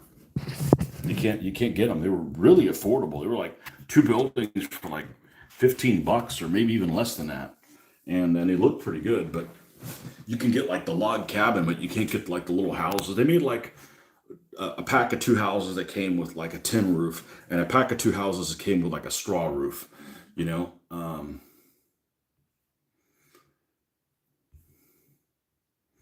Airfix Coastal Defense Fort, by the sound of it, had several and a gun in place. And MDF stuff needs a lot of work to make it not look like an MDF kit. Okay. Go for it painting. Welcome back. The roofs on MDF kits are usually removable. I have this set from, I have a pigsty that I put together. I might have even done it online, but I haven't painted it yet. I think I got that from Noble Knight. Noble Knight happened to have one.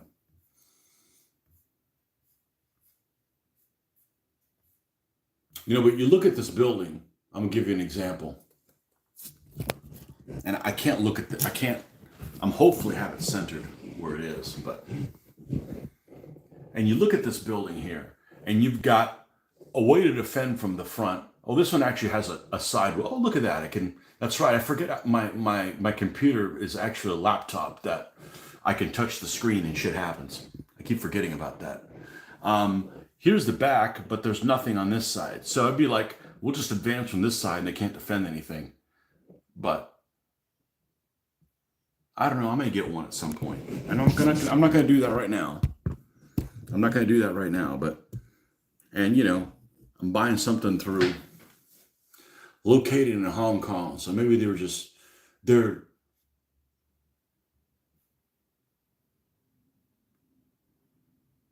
yeah, but stuff like, okay, like this has a chimney that goes through the roof, right?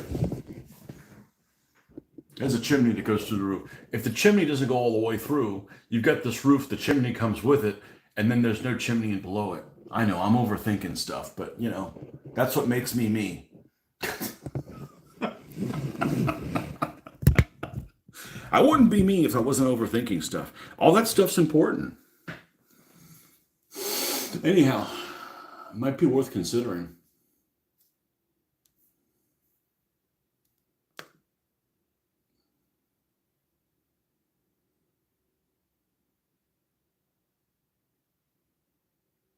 Yeah, here's another one. Here's like a barn. Hey, this thing's pretty cool. $8.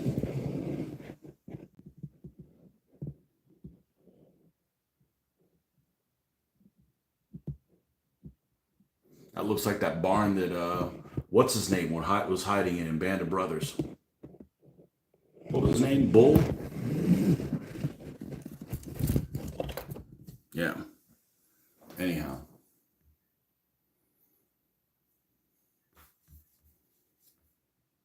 Those tabs on the roof are a little distracting visually, but should work all right. Anyways, there's tons of stuff out there. I mean, it's just so much stuff. So much stuff.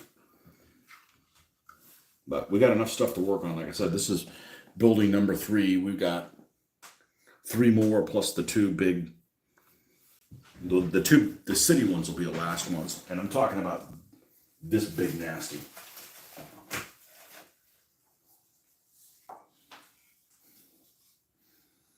This one and the one that sits across the street from it. You know, you can't do these first without having all the other ones. But you see how this has like a built-in sidewalk?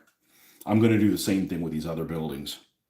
It may not have this kind of texture on it, but it's going to be sticking out past it. These will be on a base where they'll all line up, hopefully.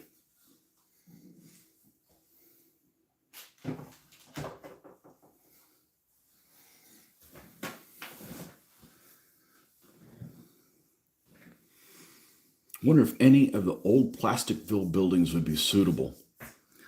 What scale were those in?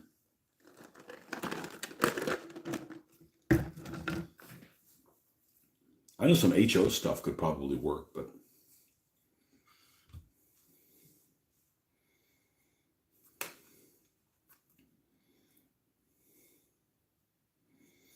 hose scale, as people that don't know any better would say.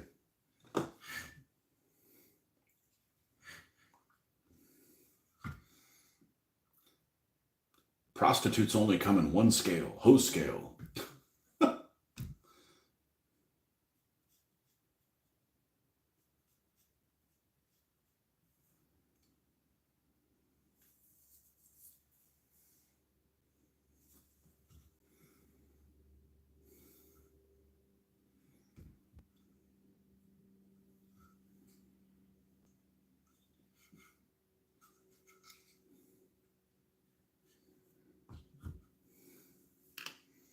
Reminds me of that old joke that we used to say in high school. What's the difference between a bitch and a whore? Whore will sleep with anybody. Bitch will sleep with anybody but you. I didn't come up with that joke. It just reminded me of that. Hoe scale.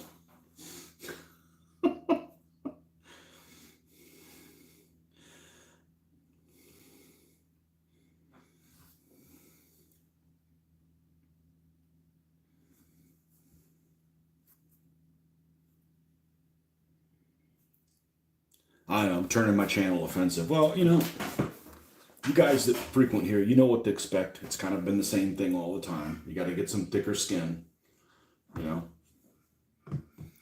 If you don't like my content, well, you're going to have a really hard time making it in the real world, because this is this is a happy place. And sometimes you're just going to hear things that, you may not like. You just got to turn the other cheek or go somewhere else. I know one guy I was trying to figure out what was going on with him. I hadn't seen him in a while, and I noticed he unfriended me. I'm like, no, okay, whatever. Move on. I've never met you, so okay. I don't take it personal. I usually just block people. There's several people that my wife will be like, you can't unfriend them. I'm like, all right, well, I'll unfollow them because I don't want to keep seeing all the pablum that they keep typing. You got to get some thicker skin, man. Sometimes a difference of opinion, we don't have to be mortal enemies just because we have a difference of opinion.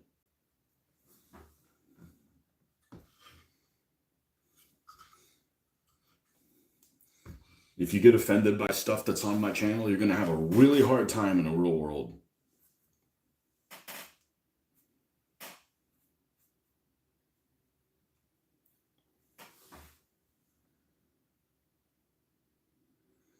Now, I've actually blocked some people that I'm not friends with, just in case they want to get some ideas and friend me. I got this one friend of mine, poor guy. He sticks his foot in his mouth all the time. He's like constantly. And I've seen some people post things on his thing that are just like, if I ever meet you, I hope some harm happens. I've never met you, but I hope if you really feel that way, I hope someone causes some harm to you.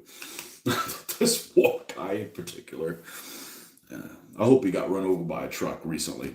He was just a horrible human being.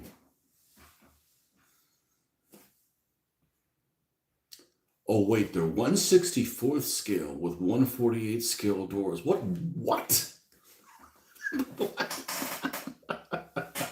So they're like for the die-cast cars, right?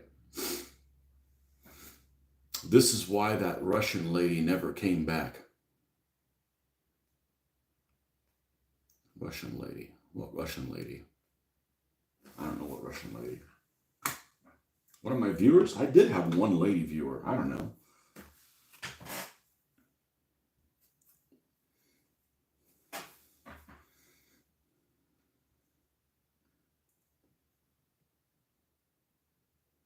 I don't pander to people's sensibilities. Too much of society does that. You're just like, if somebody gets, I'm old school. If somebody says something nasty to you, say something nasty back. Don't be like, that can say something nasty to me. Come on, man. Stand up for yourself, or just look the other way. Not like, everybody's going to kiss my ass or I'm not going to be happy. Dude, you're never going to be happy if that's how you are. You're never going to be happy. You're always going to be offended by something. Well, the way you fight being offended by something is offend the person back bigger.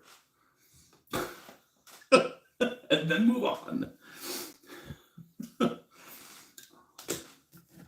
I'm from last century.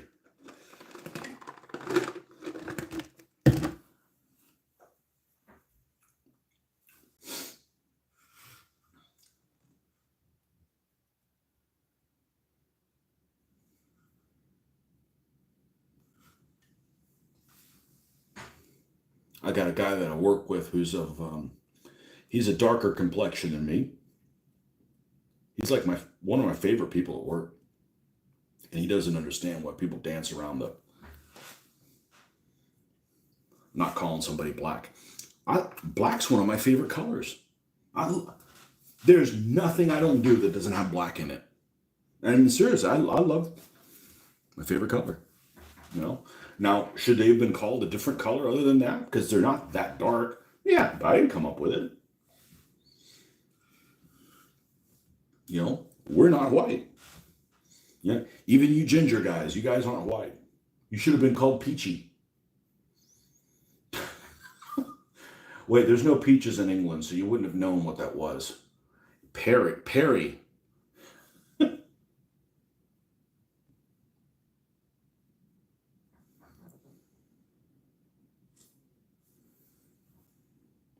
My daughter was telling me she was in college and she was talking to a couple of people she was in college with, and these people are like uber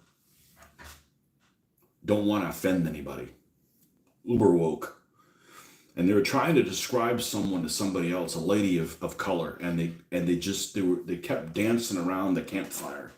It's just like, look, nobody's trying to offend somebody. It's just you got to just be yourself and stop trying. If somebody gets offended by the way that you are, well, then you probably don't need to be friends with them anyways.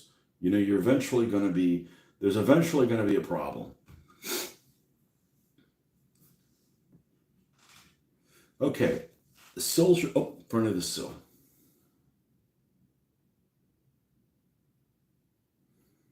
And if it wasn't for DBA, I probably would have never painted people of color because, I mean, unless I'm doing Indian troops,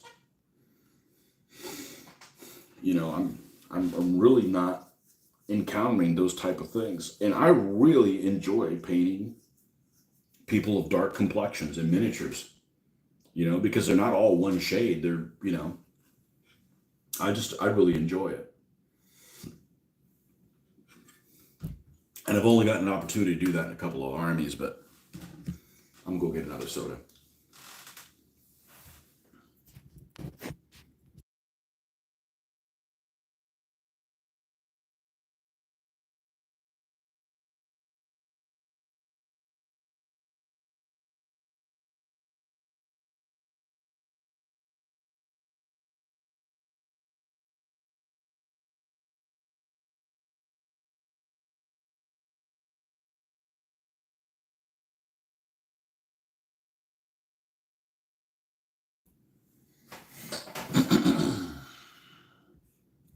For my science fiction armies, I do all races. Gives a good chance to try a host of skin tones. Yeah. Yeah, I've got let me wash this out and I'll show you my make-believe Venezuelan troops. I should be able to find them relatively quick.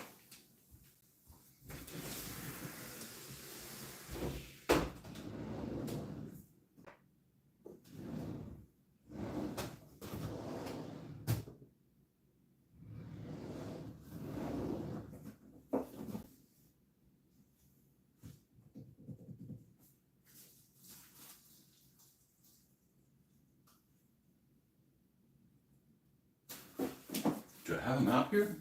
No.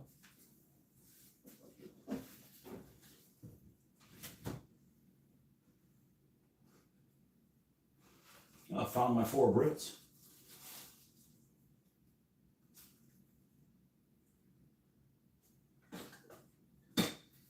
What is my modern Africa stuff?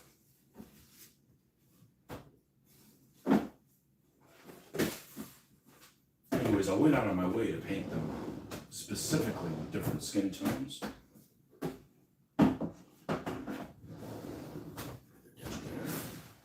Yeah, here they are. I was going to return all these cake pans, so I left the stuff in them. Yeah, I think I'm going to keep them now. What we got in here? We got a smorgasbord of stuff. I'm gonna have to pick up the. I'm gonna have to pick up the.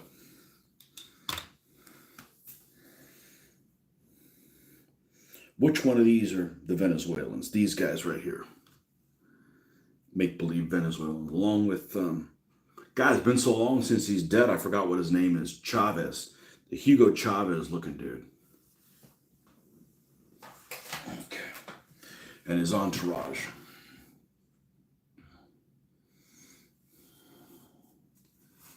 Let's set these guys up. This is God. What's the name of this manufacturer? Let's see. Let's put them all together so we can get them in. All right.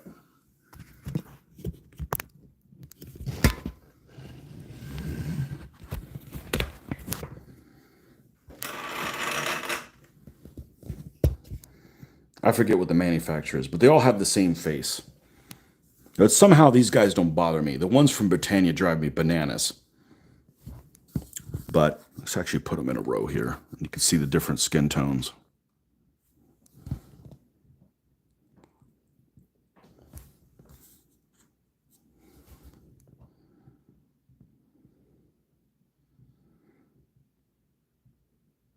Yeah, I got this figure all the way to the right, and I'm like, I'll be damned if that guy doesn't look like Hugo Chavez. And I painted these back when Hugo Chavez was still around. So it's just kind of a make-believe uniform. It's from my modern Africa imagination type thing, which I don't have the energy to do that and all this. But I got a squad of the native country, and I got these guys done, and maybe one day I'll get around to doing them again. Are the words back? Are the letters backwards for you guys? They are for me. But anyways, I used some common I'm not Brazilian, Venezuelan last names because that's what these guys are. They're just happen to be in there for a visit, visiting the local dictator, and they get caught up in a firefight. I painted these guys probably 10 years ago. They are a good read order for us. Okay, well, it's backwards for me, so we'll leave it alone. We will fret not. I really do need to steal your naming idea on the basis. Was considering it for Bronze Age skirmish project. Well, the thing is, if you put them underneath, then they're on magnets. If you put them underneath, then when you pick up the figure, they walk around, especially if you're playing with somebody that needs to be castrated. There's some dickheads that will do that on purpose. But even somebody as anal retentive as I am, I'm going to put him, and he's not going to be exactly in the same place. And sometimes millimeters matter. It changed the name of my channel to Millimeters Matter. What the hell's that guy trying to say? Don't go there. And then I've seen somebody that did 28 millimeters and they actually carved the name into the goop, and that worked good. But this allows you to, generally you're moving this way and you're behind your own troops when you're moving them. So this allows you to, I don't know, it looks really clean. I like how it looks. I'm happy with it. So.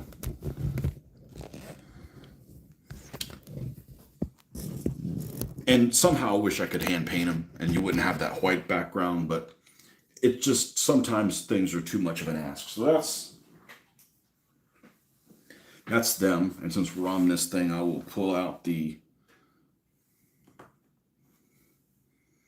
native guys. These are by, is it RH Models that makes these? These are just modern Africans they mostly have FALs. Or as you guys across the pond like to call them, SLRs.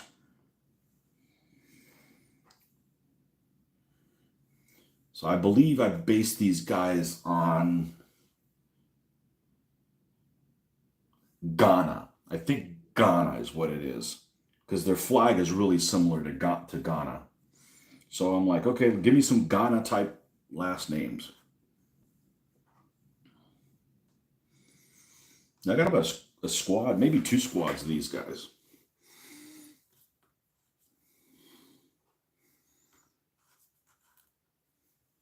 These are relatively dark skinned folks, but yeah, they got a couple of FN machine guns, so it's 2 squads worth.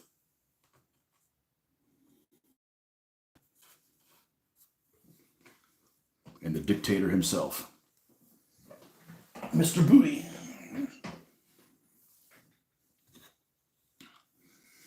Anyhow, yeah, but this is total tongue in cheek. So I've been wanting to do this. I actually got this idea from that guy that had that Bongalesia, and I'm like, man, I should do a skirmish game like that involves some some things from Pig Wars and that kind of stuff. I got some mercenaries. These are the only figures I've painted.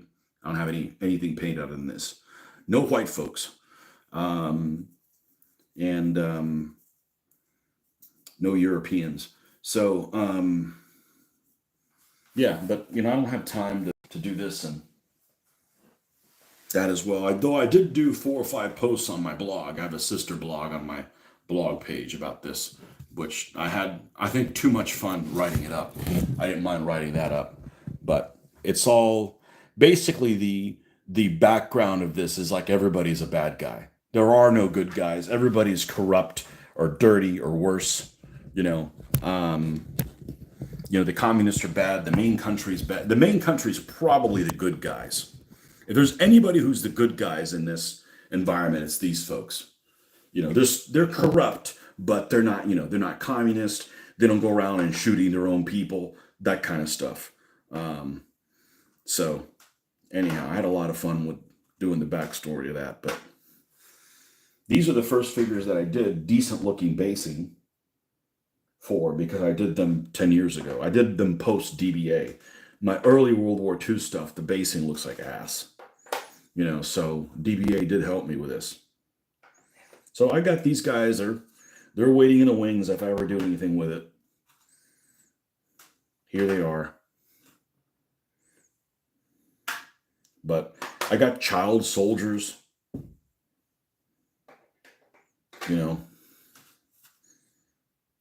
I got a little school bus they come out of. I'm just telling you, it's just out of control. It's out of control. You just. And I was doing this stuff before everything was all woke and shit. So there'd be even more reason to do it now. People convoluted. Like, it's just a game, man.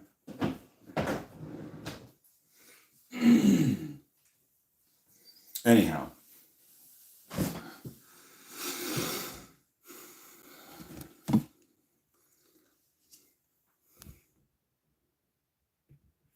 You could get some colored paper or paint the signboard to match it. Catch you all later. Enjoy your Sunday. Okay, man.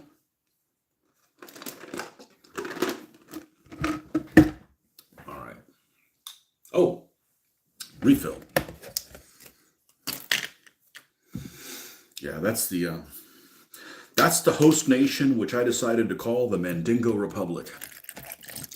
Not being offensive, there's actually a tribe of people, and they would be what I would call, everything revolves around them, and they are the best guys. Let's put it that way. They're still corrupt, but they're not an evil government. They just have a military dictator that, the cult of him. But he's probably the best guy in the whole scenario. He's pro-Western, but he's still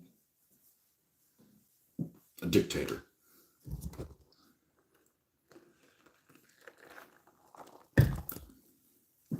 So, anyhow, maybe I'll do that at some point, but a lot of stuff to build. I was just brainstorming one day, and I saw that Bangladesh thing, and I started jotting some stuff on a map, and I created a little map where I'm like, this would be a cool scenario where you've got mercenaries that are on a speedboat, and they got to get across the board, and they don't have to fight anybody. They just need to get off the board, and one of the factions has to try to stop them. The other one would like to stop the other factions. And so you've got people that are running, 20 figures or so, and they're all at odds with each other on this board. That's really kind of the overarching point of the whole thing. Is you might have a visiting dictator. He just needs to get to the freaking airport. He doesn't, he's got armed guys with him, but and that's where I came up with that little UN vehicle. The UN in my world is called MORON, Multinational Organization of Regional Observers and Negotiators. And I got the little UN vehicle somewhere. I painted that thing up. So whoever plays the UN, they can't shoot anybody unless they're shot at first. That's really handy. But I don't know where the hell the MORON vehicle is, but.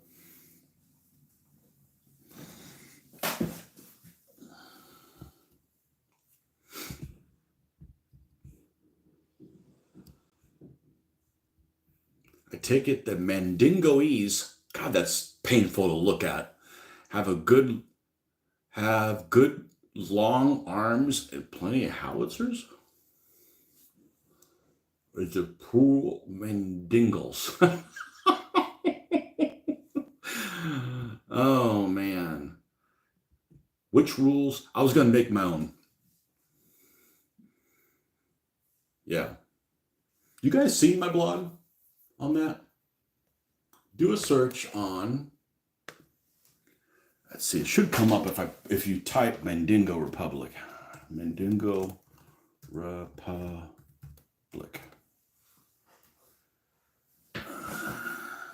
God, I haven't done anything on it in over 10 years. Here it is, Mandingo Wars. That's what it is. Yeah, I did like, you guys might get a kick out of that. If you're easily offended, well, it was nice knowing you. Um, looks like that. It's a WordPress site. Anyways, I had a lot of fun like finding like real pictures of stuff and putting stuff on it. Check it out. Check it out and let me know what you think of it. It is just ripe full of ideas. That environment. I love modern Africa movies. As sad as and that environment is, they're just stuff like Blood Diamond and stuff like that. Watched with my daughter. Dogs of War, Wild Geese. That environment is just ripe for kind of stuff on there. So. Unfortunately, make sure you read it backwards. In other words, start at the bottom and read up. It's only like 5 posts, but including the dictator himself. Someone had a native tribe in their imagination called the Dojuans. Dojuans? The Dojuans. What's significant of that?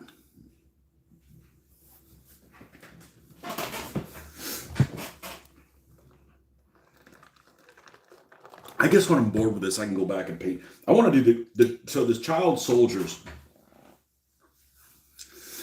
They're all. I think there's like 7 of them or something like that. They came. God, I can't remember what the name of the manufacturer. I think they're out of business anymore. Sergeant something or another. Sergeant Major's Miniatures or something like that. They might have made them. They're nice soldiers. They're nice castings. They're going to have some unique names, so I'm not going to steal my own thunder. Dojuans. Okay. Yeah, I have a piece of paper where I jotted down all my information. It's a yellow piece of paper, and it might even be this one.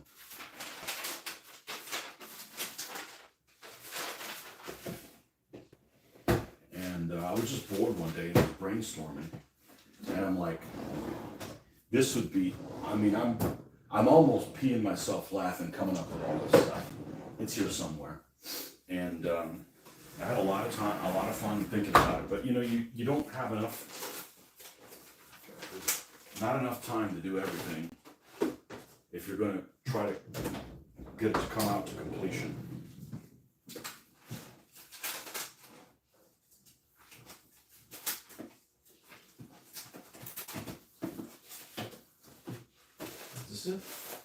This is it.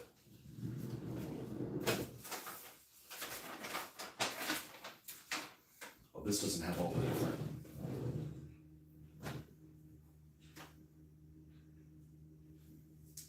Yeah, so I even brainstormed like a board and everything. But anyhow, maybe at some point.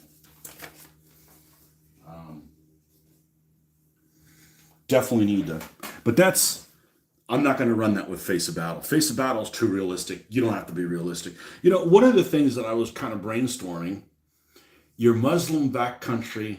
Oh, so that was the other thing is you could do that, and it's called my make-believe Middle Eastern place is called Absurdistan.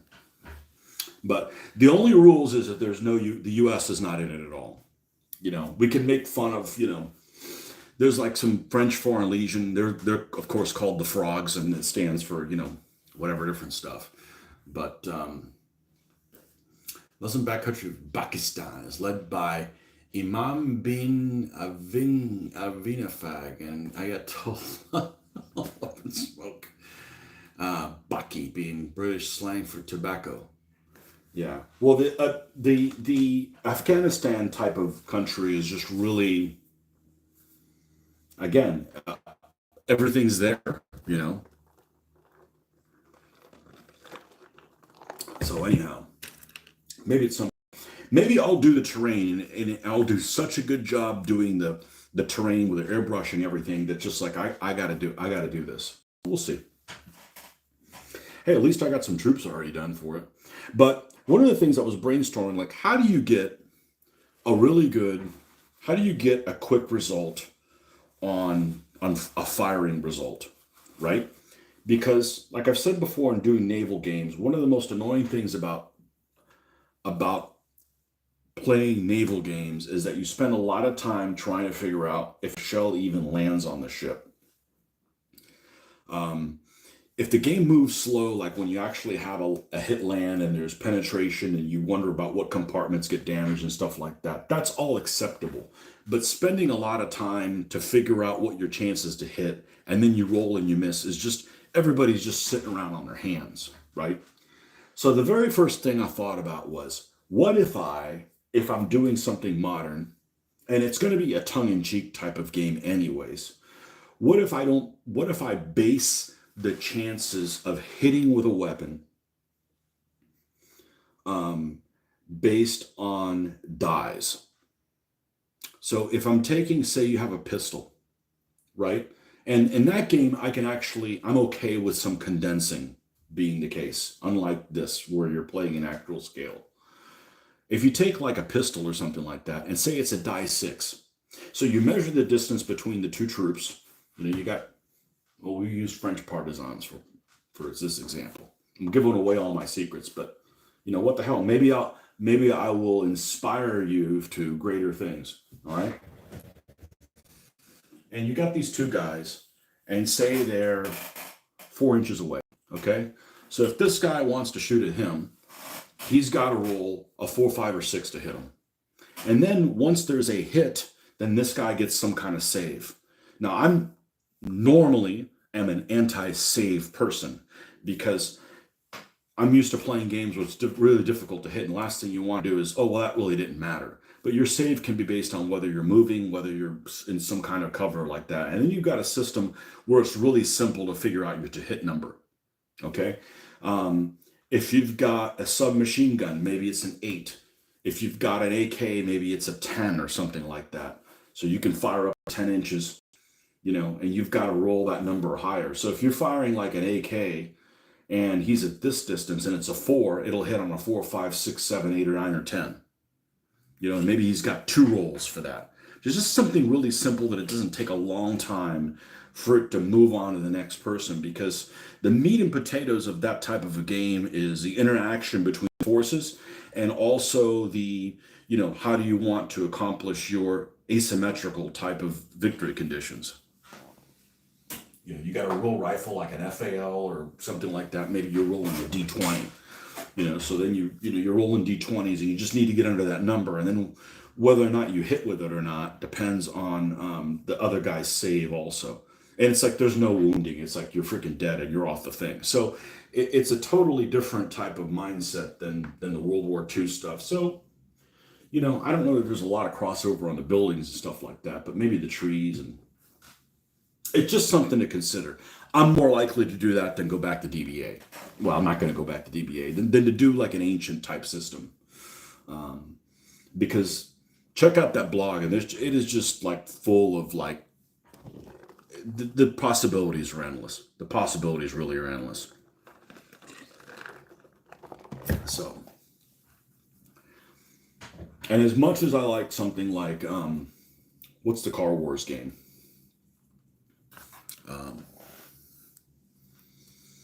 I forget what it's called. Borderlands, Borderlands, Gaslands. As much as I like Gaslands, it's full of issues like DBA, where of interpretation. And I'm just not interested in playing a tournament type game. I'm interested in a narrative developing that's hilarious. Whether that's in World War II or, that's what I'm interested in. So,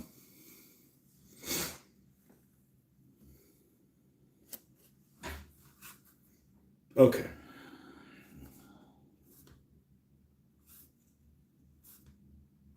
Yeah, no Americans, no British in it either. Sorry.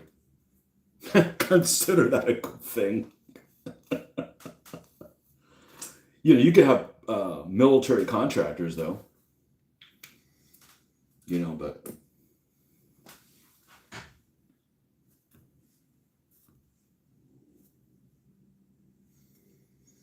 And a lot of that stems from the fun in encounters or interactions I've had playing stuff like Pig Wars, where it's just really funny how, this is the setup, and then what you do with that setup is up to you.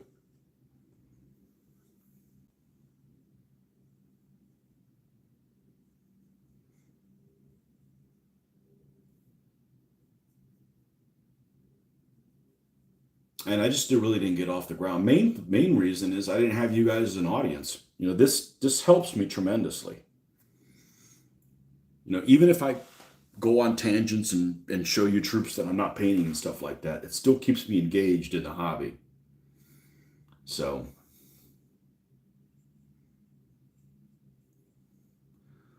I picked up a couple of rule sets that were free for that, and I'm just like, I think I'm just better off like coming up with my own system that's simple.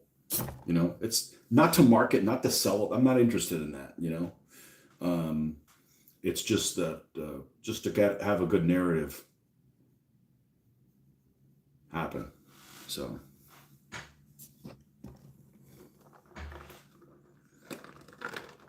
I did not know that that was British slang for tobacco. Baki.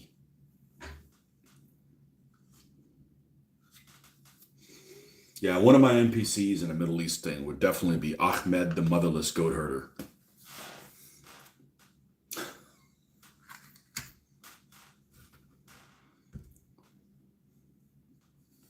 But as much as a Middle East thing would be fun, I think the modern Africa is even better because there's more different kind of meddling in there. And of course, all of this is in 20 millimeter individually based stuff. I mean, there's,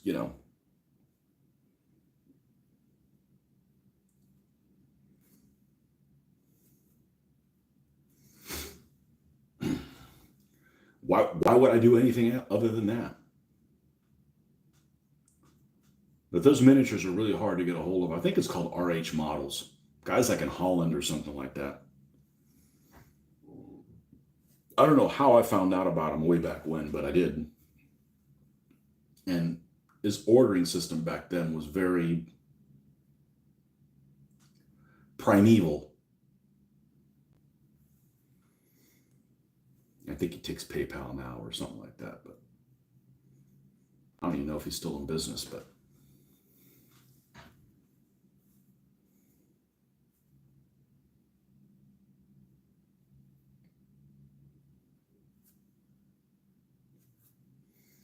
got some mercenaries and commie bastards too already. Just haven't painted them. Probably another 40 or 50 figures.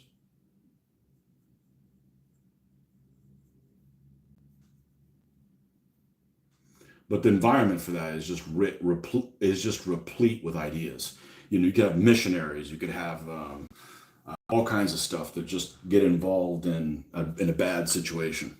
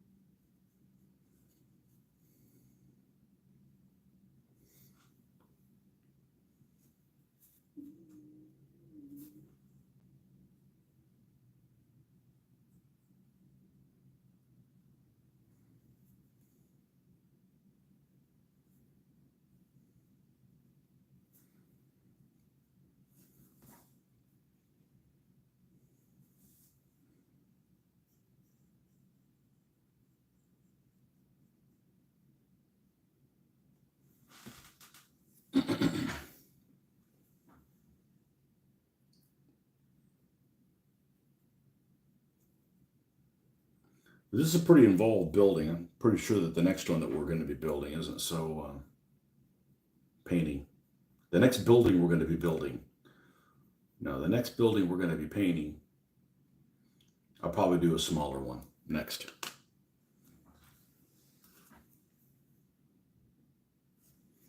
Those really built up ones, I can only imagine how long those are going to take to do.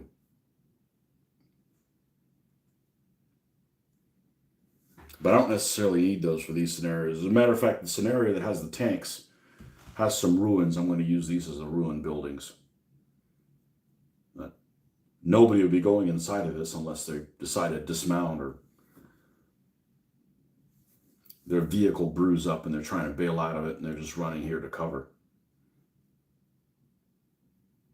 It's not really the point of the battle, of the tank battles, to worry about the tank crews. Doesn't focus on them. The dismounted tank crews, anyways. Okay, we've done all that side. Did we do this one?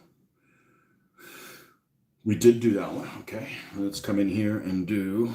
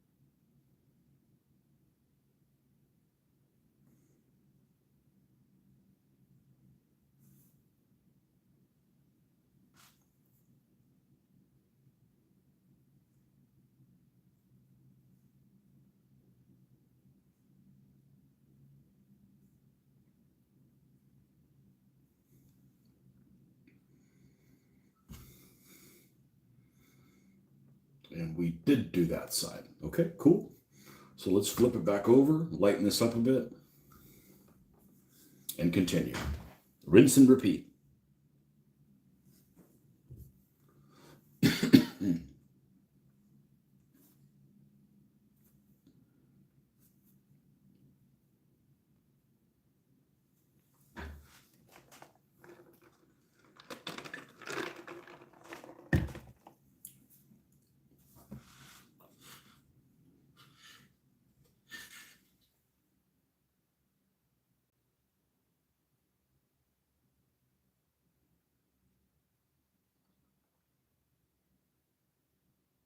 Just remember that some of these doorways, some of these windows were blocked.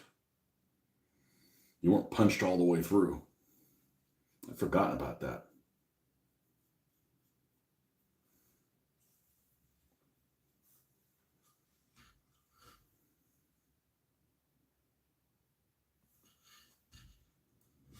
We need to mix a bigger batch of this. We're not going to be done in a week. Let's see here.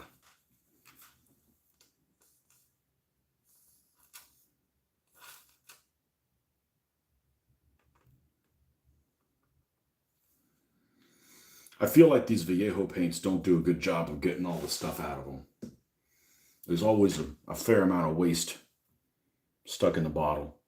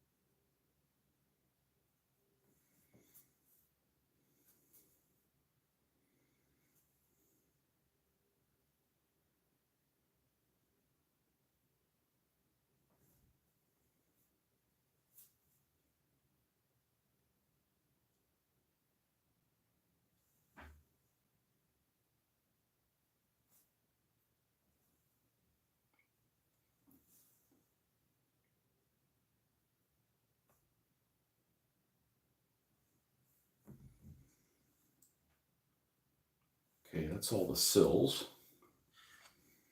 in this color. Let's do the sides now.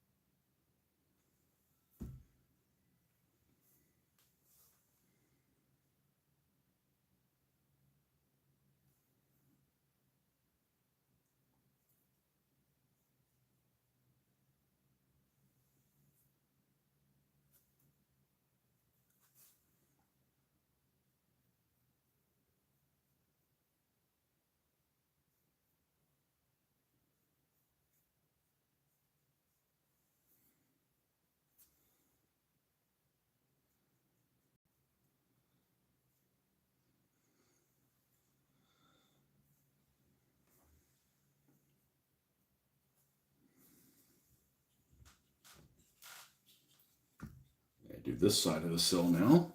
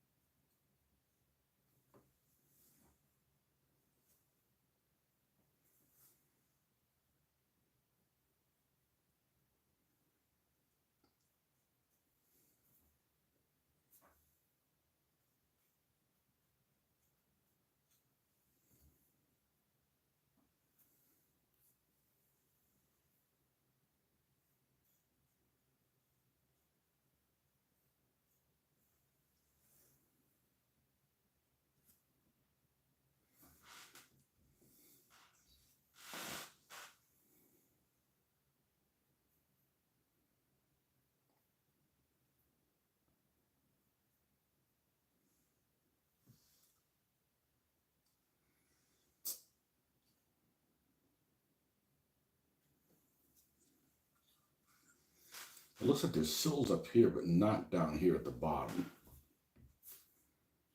No sides of the.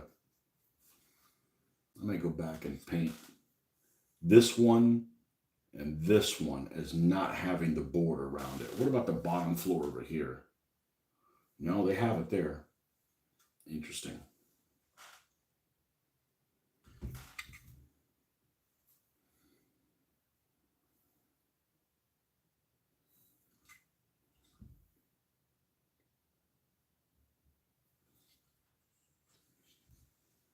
I need to use the restroom, and I should be right back. Just a moment.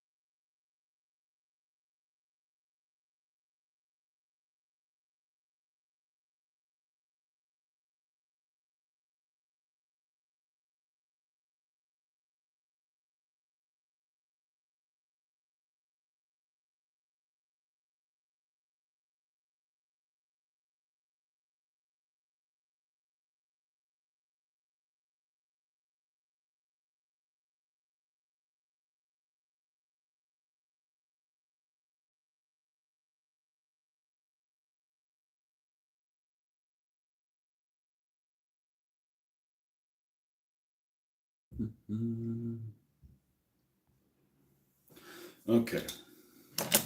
Well, it might start getting to be a little louder because people in the house are awakening.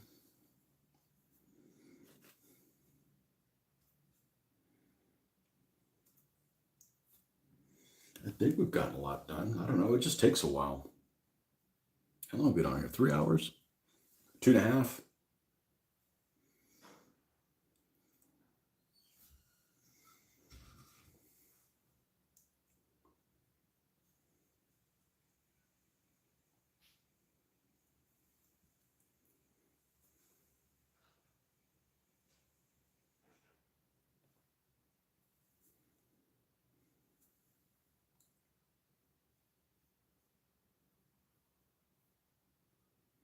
No, we've got to repaint the bottom ones there. Sometimes some of these miniatures and things, you have to kind of figure out what you're looking at as you come across it.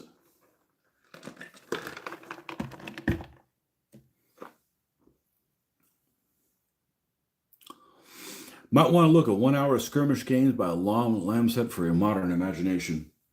I want to say I picked up that book one time and it just seemed, I don't know. I need to,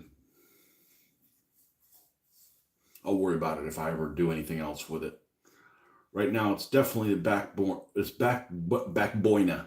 It's a back burner for sure. I don't want it to distract from this.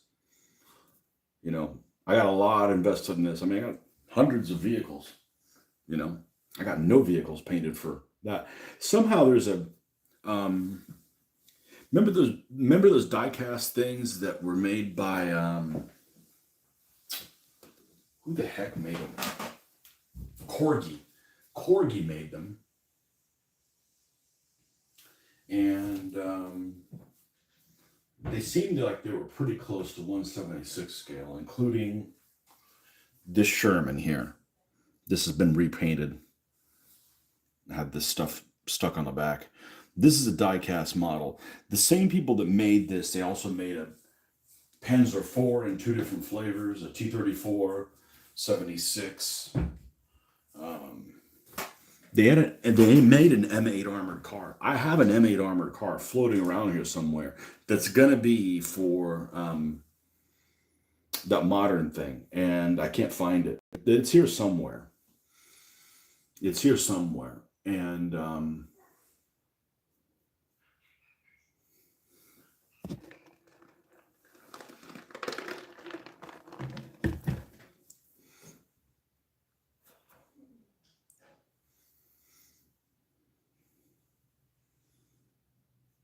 but that changed the color a lot. What happened here?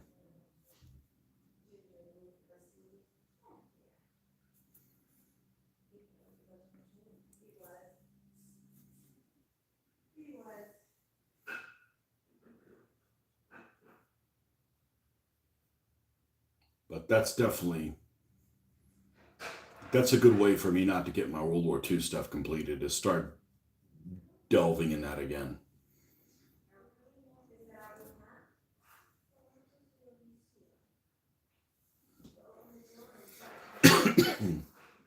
All right, let's flip this and do this side if this one's not done.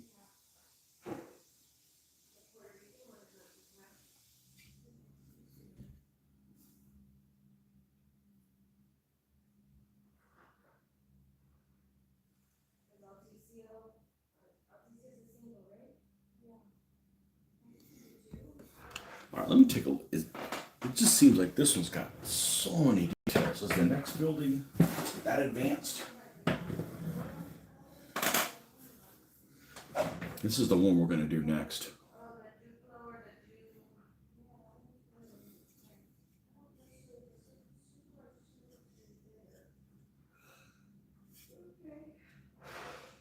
Nah, this one's a lot simpler.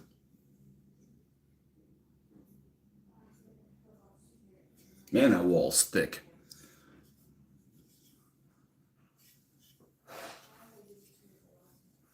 Anyhow, this will all look grand when it's done. So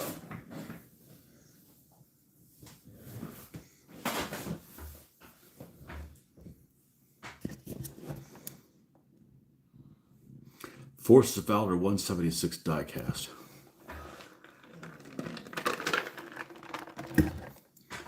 Yeah, I'm disappointed that those Plastic Soldier Company Churchills only come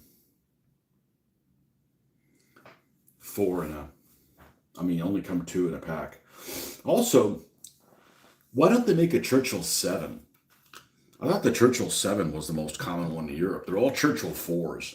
I think you can make a Churchill 3 too. I'm like, I would have done Churchill 7s.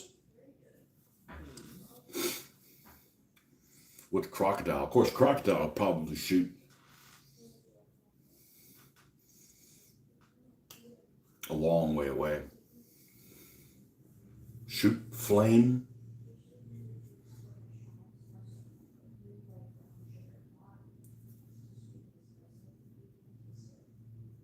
The Allied flamethrower tanks seem to be much better than the German ones. The German ones, you got to forego the main armament. The Allied tanks are like, screw you, we'll keep the main armament and get rid of the bow machine gun. Seems like a better way to do it. Even the T-34, they just lost the bow machine gun. Got a flamethrower instead.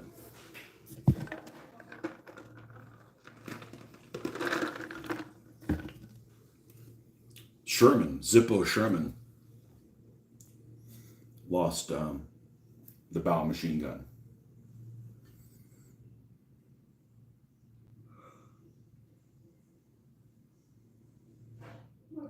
Kept the 75 millimeter gun and a coax machine gun.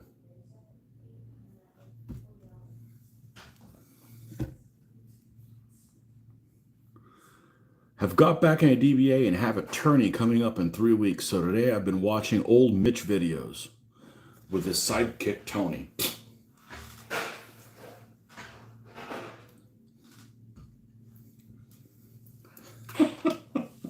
Mitch can't film a video. I sometimes feel like I'm technology incapable. It's just because the technology freaking changes and there's nobody to teach me how to do it. But Mitch, he can't even surf effectively.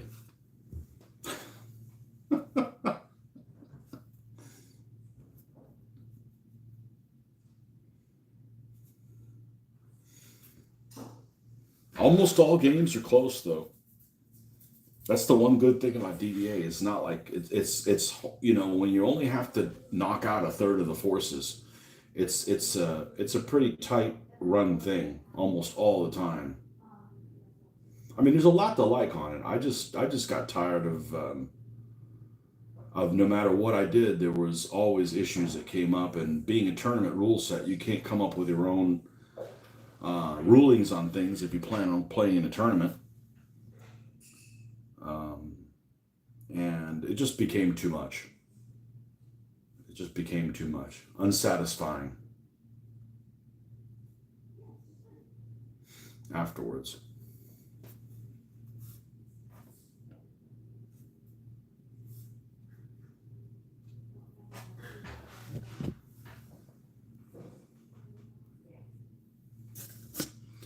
Just watch Luke's first win against you on camera. Yeah, and he moved away. He was a lot of fun. I think what makes it really interesting is I think most of us have a different way of playing. And I think that's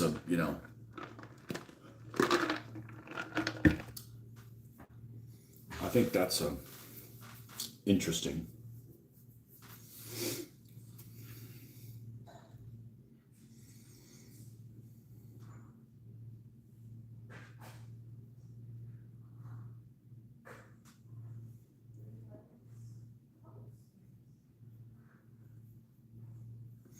My thing is I don't put a whole lot of effort into long range planning. I just don't. It's just not worth it. I'm a terrible I would be a terrible chess player. Like, okay, in 6 turns I'm going to be here. The game doesn't deserve that kind of long range planning. And I got to do a lot of that stuff at work. So I don't want to relive anything that I find unpleasant at work and do it for free. So other people may play differently. When you don't have when you don't have a whole lot invested in a plan, when you don't get the pip roll you don't expect, you're not upset about it because you spend all these mental calories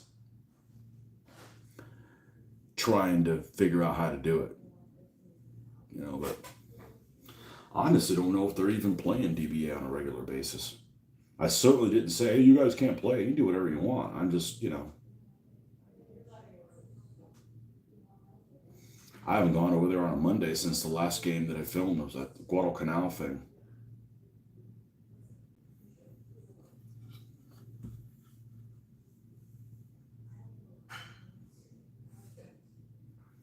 Like I told him at the last convention, I haven't come over on Mondays because you've got somebody to play with on a Monday anyways. Like, if I knew that he didn't have anybody to play with, I might feel sorry for him and go, okay, well, I'll go ahead and make my life really inconvenient and go over there on a Monday. But it's very difficult to go on a Monday for me. So if I don't want to be inconvenienced by doing it and he doesn't need somebody to play with because he's got all day to play with somebody, then it's all good. We'll meet at the next con. I don't know if the last con we even played anything together. Doesn't really matter.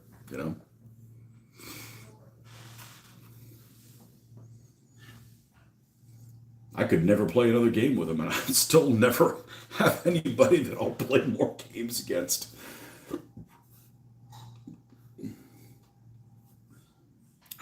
Now, if we played on weekends,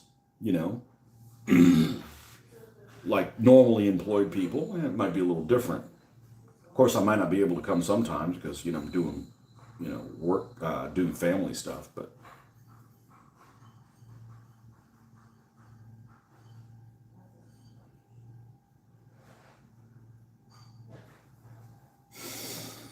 Man, his room's got to be hot as shit right now. I mean, it's over 100 right now outside, so.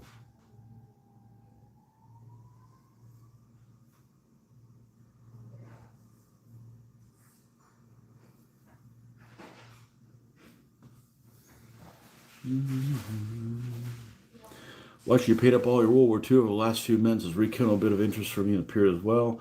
Quite interested in chain of command. I've said before, chain of command is the. I used to have a teacher in a history class in college that when you go over the test, he'd give you the right answers and he'd give you the right wrong answers. In other words, the answer that's almost close to the right answer, but it's not quite the right answer. You still didn't get points for it, but it was almost kind of like you were that close. And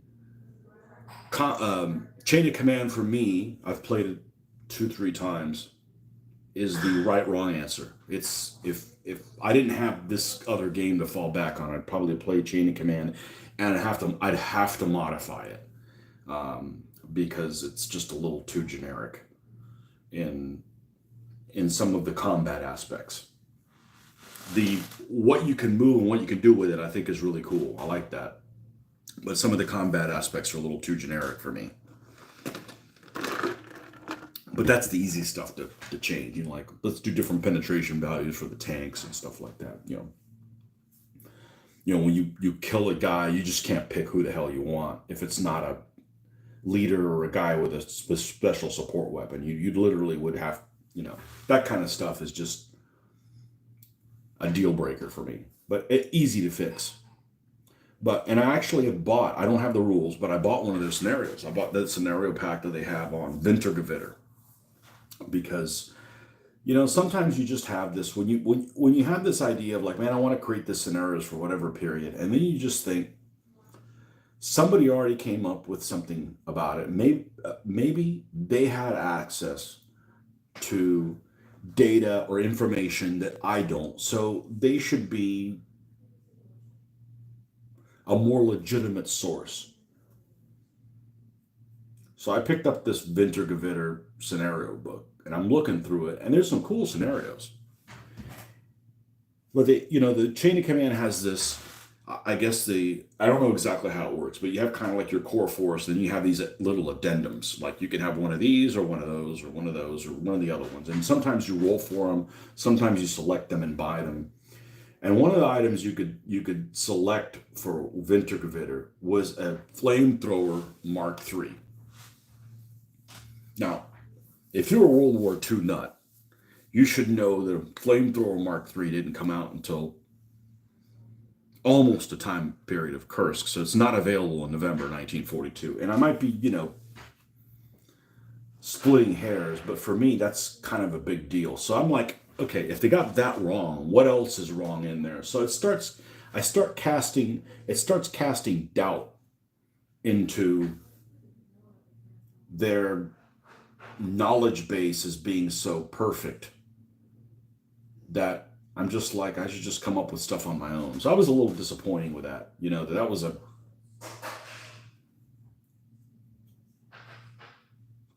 I expected better from them. And it might just be a legitimate error, which we all make, but sometimes you just kind of have to give yourself a lot more credit than sometimes you're willing to.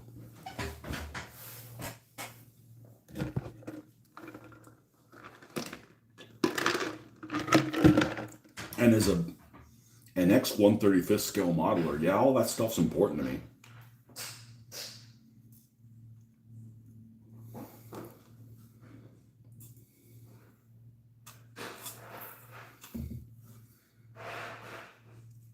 But this that I'm using, the rules are out of print, which I think is a blessing, because if there's something that I see that's not right in it, I'm going to change it. And one of the first things I'm going to do is I'm going to set up a scenario with probably a solo scenario. I don't know when it's going to happen, within the next 10 years. There you go. I left myself an out. And there's going to be these riflemen of some kind, small arms troops that are maybe beside this road. And this road is going to have a convoy. Convoy is going to have like 3 trucks or something like that.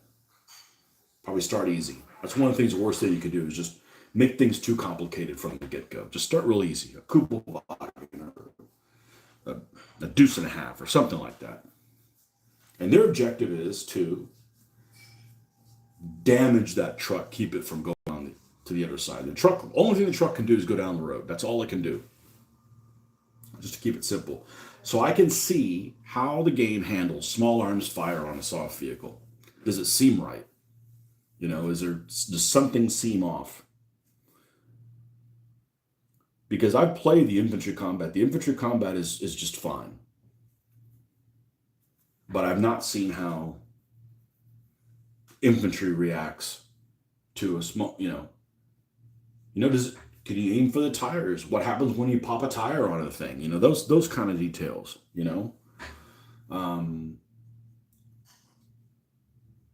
the things that I have doubt that are handled properly.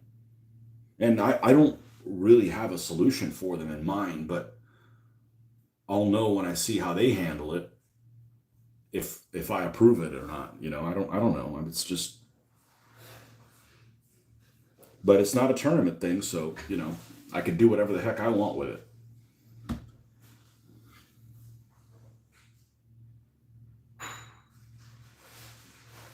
Another one of these things, which is actually important in one of the scenarios, is I have this small scenario that would be a really good introductory scenario. It's a Kursk scenario that is, I believe it takes place in the northern part of the Bulge in the Soviet counterattack. So the Soviets are, the northern part of the German push peters out, and the Soviets are on the counteroffensive. And the Soviets have 2 T-34s. The board is like 4 foot by 4 foot, something like that. They have 2 T-34s with a squad of mixed troops, submachine gunners, and riflemen riding on top of each one of those tanks. So that's a perfect 2-player scenario for 2 people playing the Russians. One guy plays one tank with the crew with the squad on top of them, and the other one plays the other one with the other squad on top of it. And the Germans have an anti-tank gun. And then the Soviets, all they have to do is get off the board with as much stuff as they can. And of course, the board edge they need to get off on is where the pack is.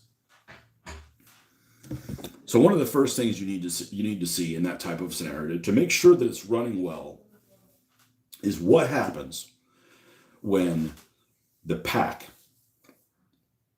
hits the T-34 and it ricochets. What happens to the infantrymen that are clambered on top of it? How does the rule set handle that? And first of all, does it handle that? I mean, there should be an effect, you know, and there should be an effect if if it penetrates and damages the tank. To the crew on the outside, you know, I don't know that answer. I have a feeling that it's covered. But that's just one of those things I'd like to kind of figure out on my own before I present that to other people and realize that there's this big gap that doesn't seem right in the rules.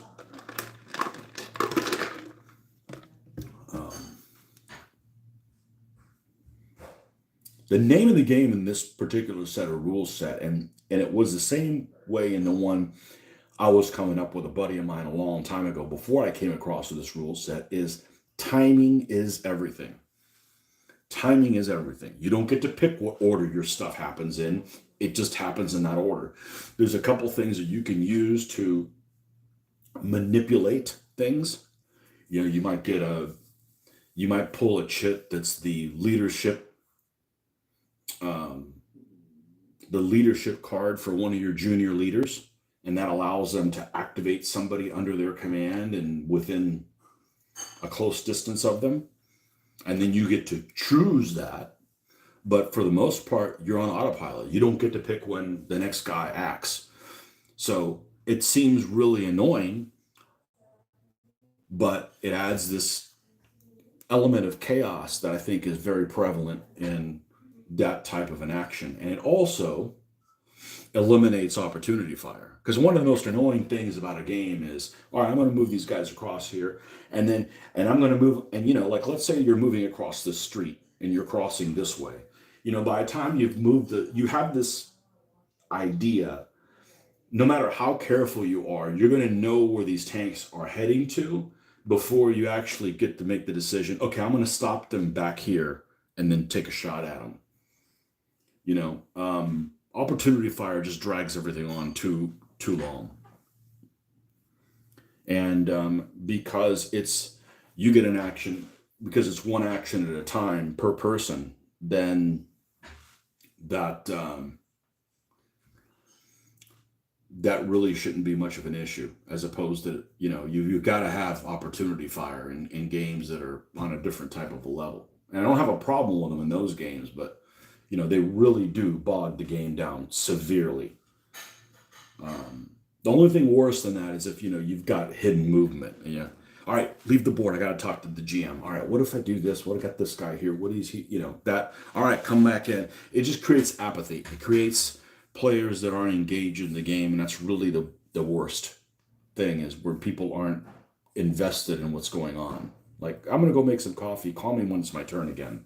That just it's not a good setup for a game where everybody is engaged in it. So, one of the things that DBA actually handles very well is there's a very low opportunity to be apathetic, because you may be losing, but you almost have just as many kills as the guy that's beating you. I mean, unless you're running into a weird situation like 7-0, in which case that only lasted for one turn. It's not like it's happened for hours. So, yeah, apathy is really the worst thing, because just like people just aren't engaged. They don't care what happens. You're not invested in the survival of your little troops. So, without having played those type of things, I've only played the game a couple times. And the main reason I've only played it a couple times is that my local player was in the service at the time, and he was already in the process of being actively deployed here and actively deployed there, and really had limited time. I was already married. I was already married at the time I found these rules, and really didn't have an area to leave things set up. And he couldn't come over every week, to finish it. So, or even on a regular schedule. So it just kind of, It didn't work like, okay, we're going to play this scenario and then we're only going to play it for 2 hours when it requires, 9 hours of play or 10. So then I tried running it at a convention, and I'm not running anything where you have to explain. You spend tens of hours explaining things to people. Let's just get up and go, and you take it one action at a time. So I think it's going to be everybody on one side. Then you can ask the GM, I'll run one side, and not with the intent of killing everybody, but not being a pushover either, and everybody else is on the other team. So it's all about the narrative and what happens for me. So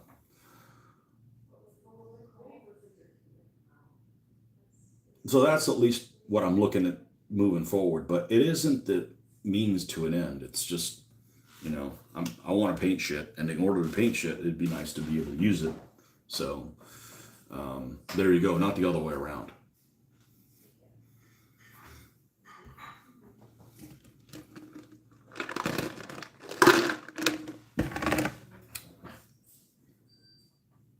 But the chain of command order system isn't bad because it forces you to not have a say so in what happens next. And some people can't handle that.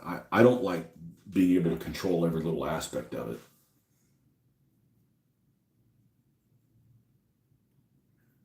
If you control every little aspect of it, then you got to worry about every little aspect of it instead of just weighing it as you go.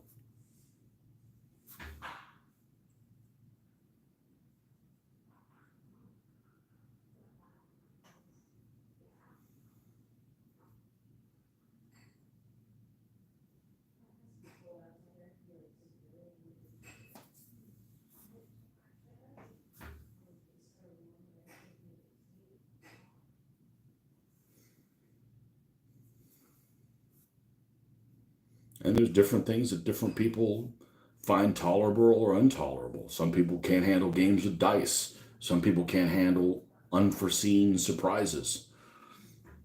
I can't handle not rolling my own dice and pulling cards and somehow get a random distribution. It just doesn't work. I hate shuffling. I'd rather go to work than shuffle cards. I dislike shuffling cards that much. I don't mind card driven mechanics for like random events and stuff, but I don't want my combat resolution to be on the flip of a card.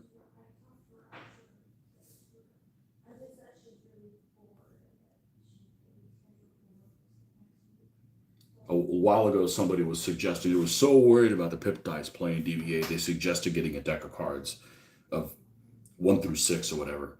And you pull one, and that's what you roll. And the next one you pull one, and when you're gone through all of them, you get the cards again. I'm like, well, then you can't roll like 3 1s in a row, and that's part of the excitement. Is the irony of the unexpected.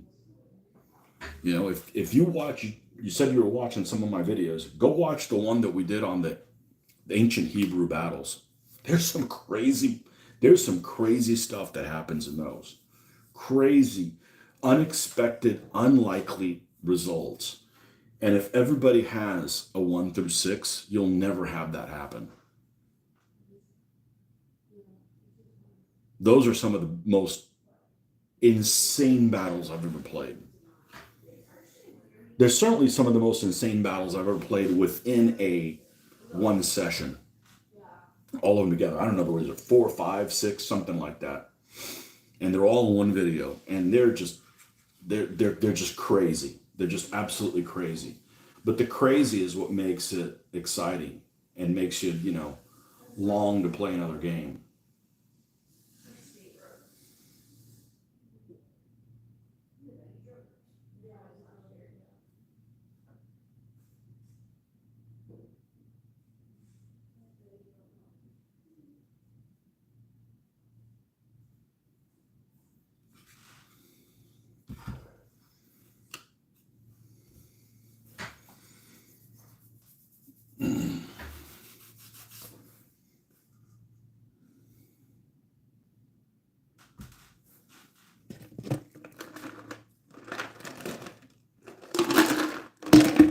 Let's turn this off. We don't need this on anymore.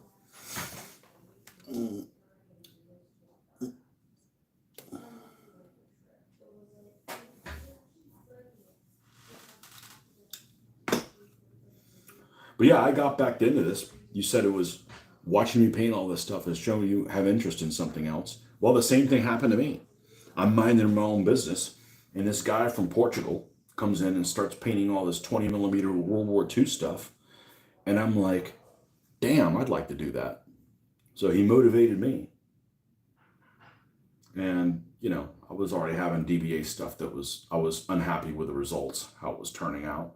Not necessarily the game, but the whole, the whole culture of it, of people saying, hey, I want to show up, and then they don't. And, why don't I just move on to something else? So, if I don't do this now, I'm never going to get around to doing it. So,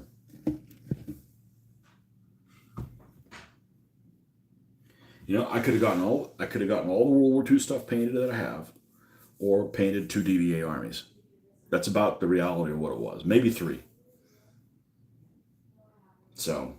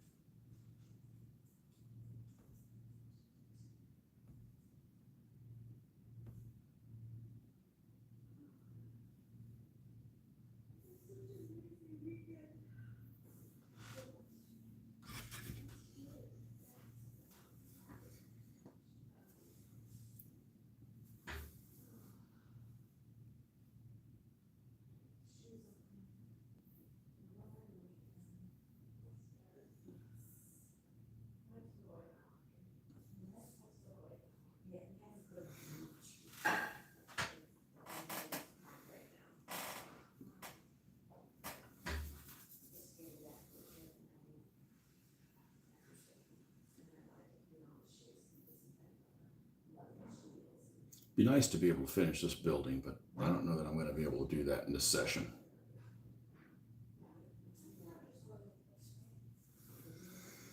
And that's okay, because we don't have to build this by a certain time. I'm not doing that again.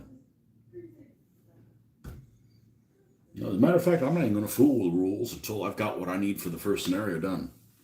I don't know how long that's going to take. I don't really care.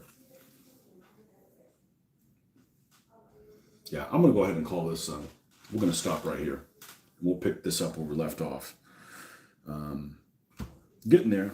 One more session, maybe 2 more sessions, and then we'll be done. But 2-3 hours at a time, we'll get through it.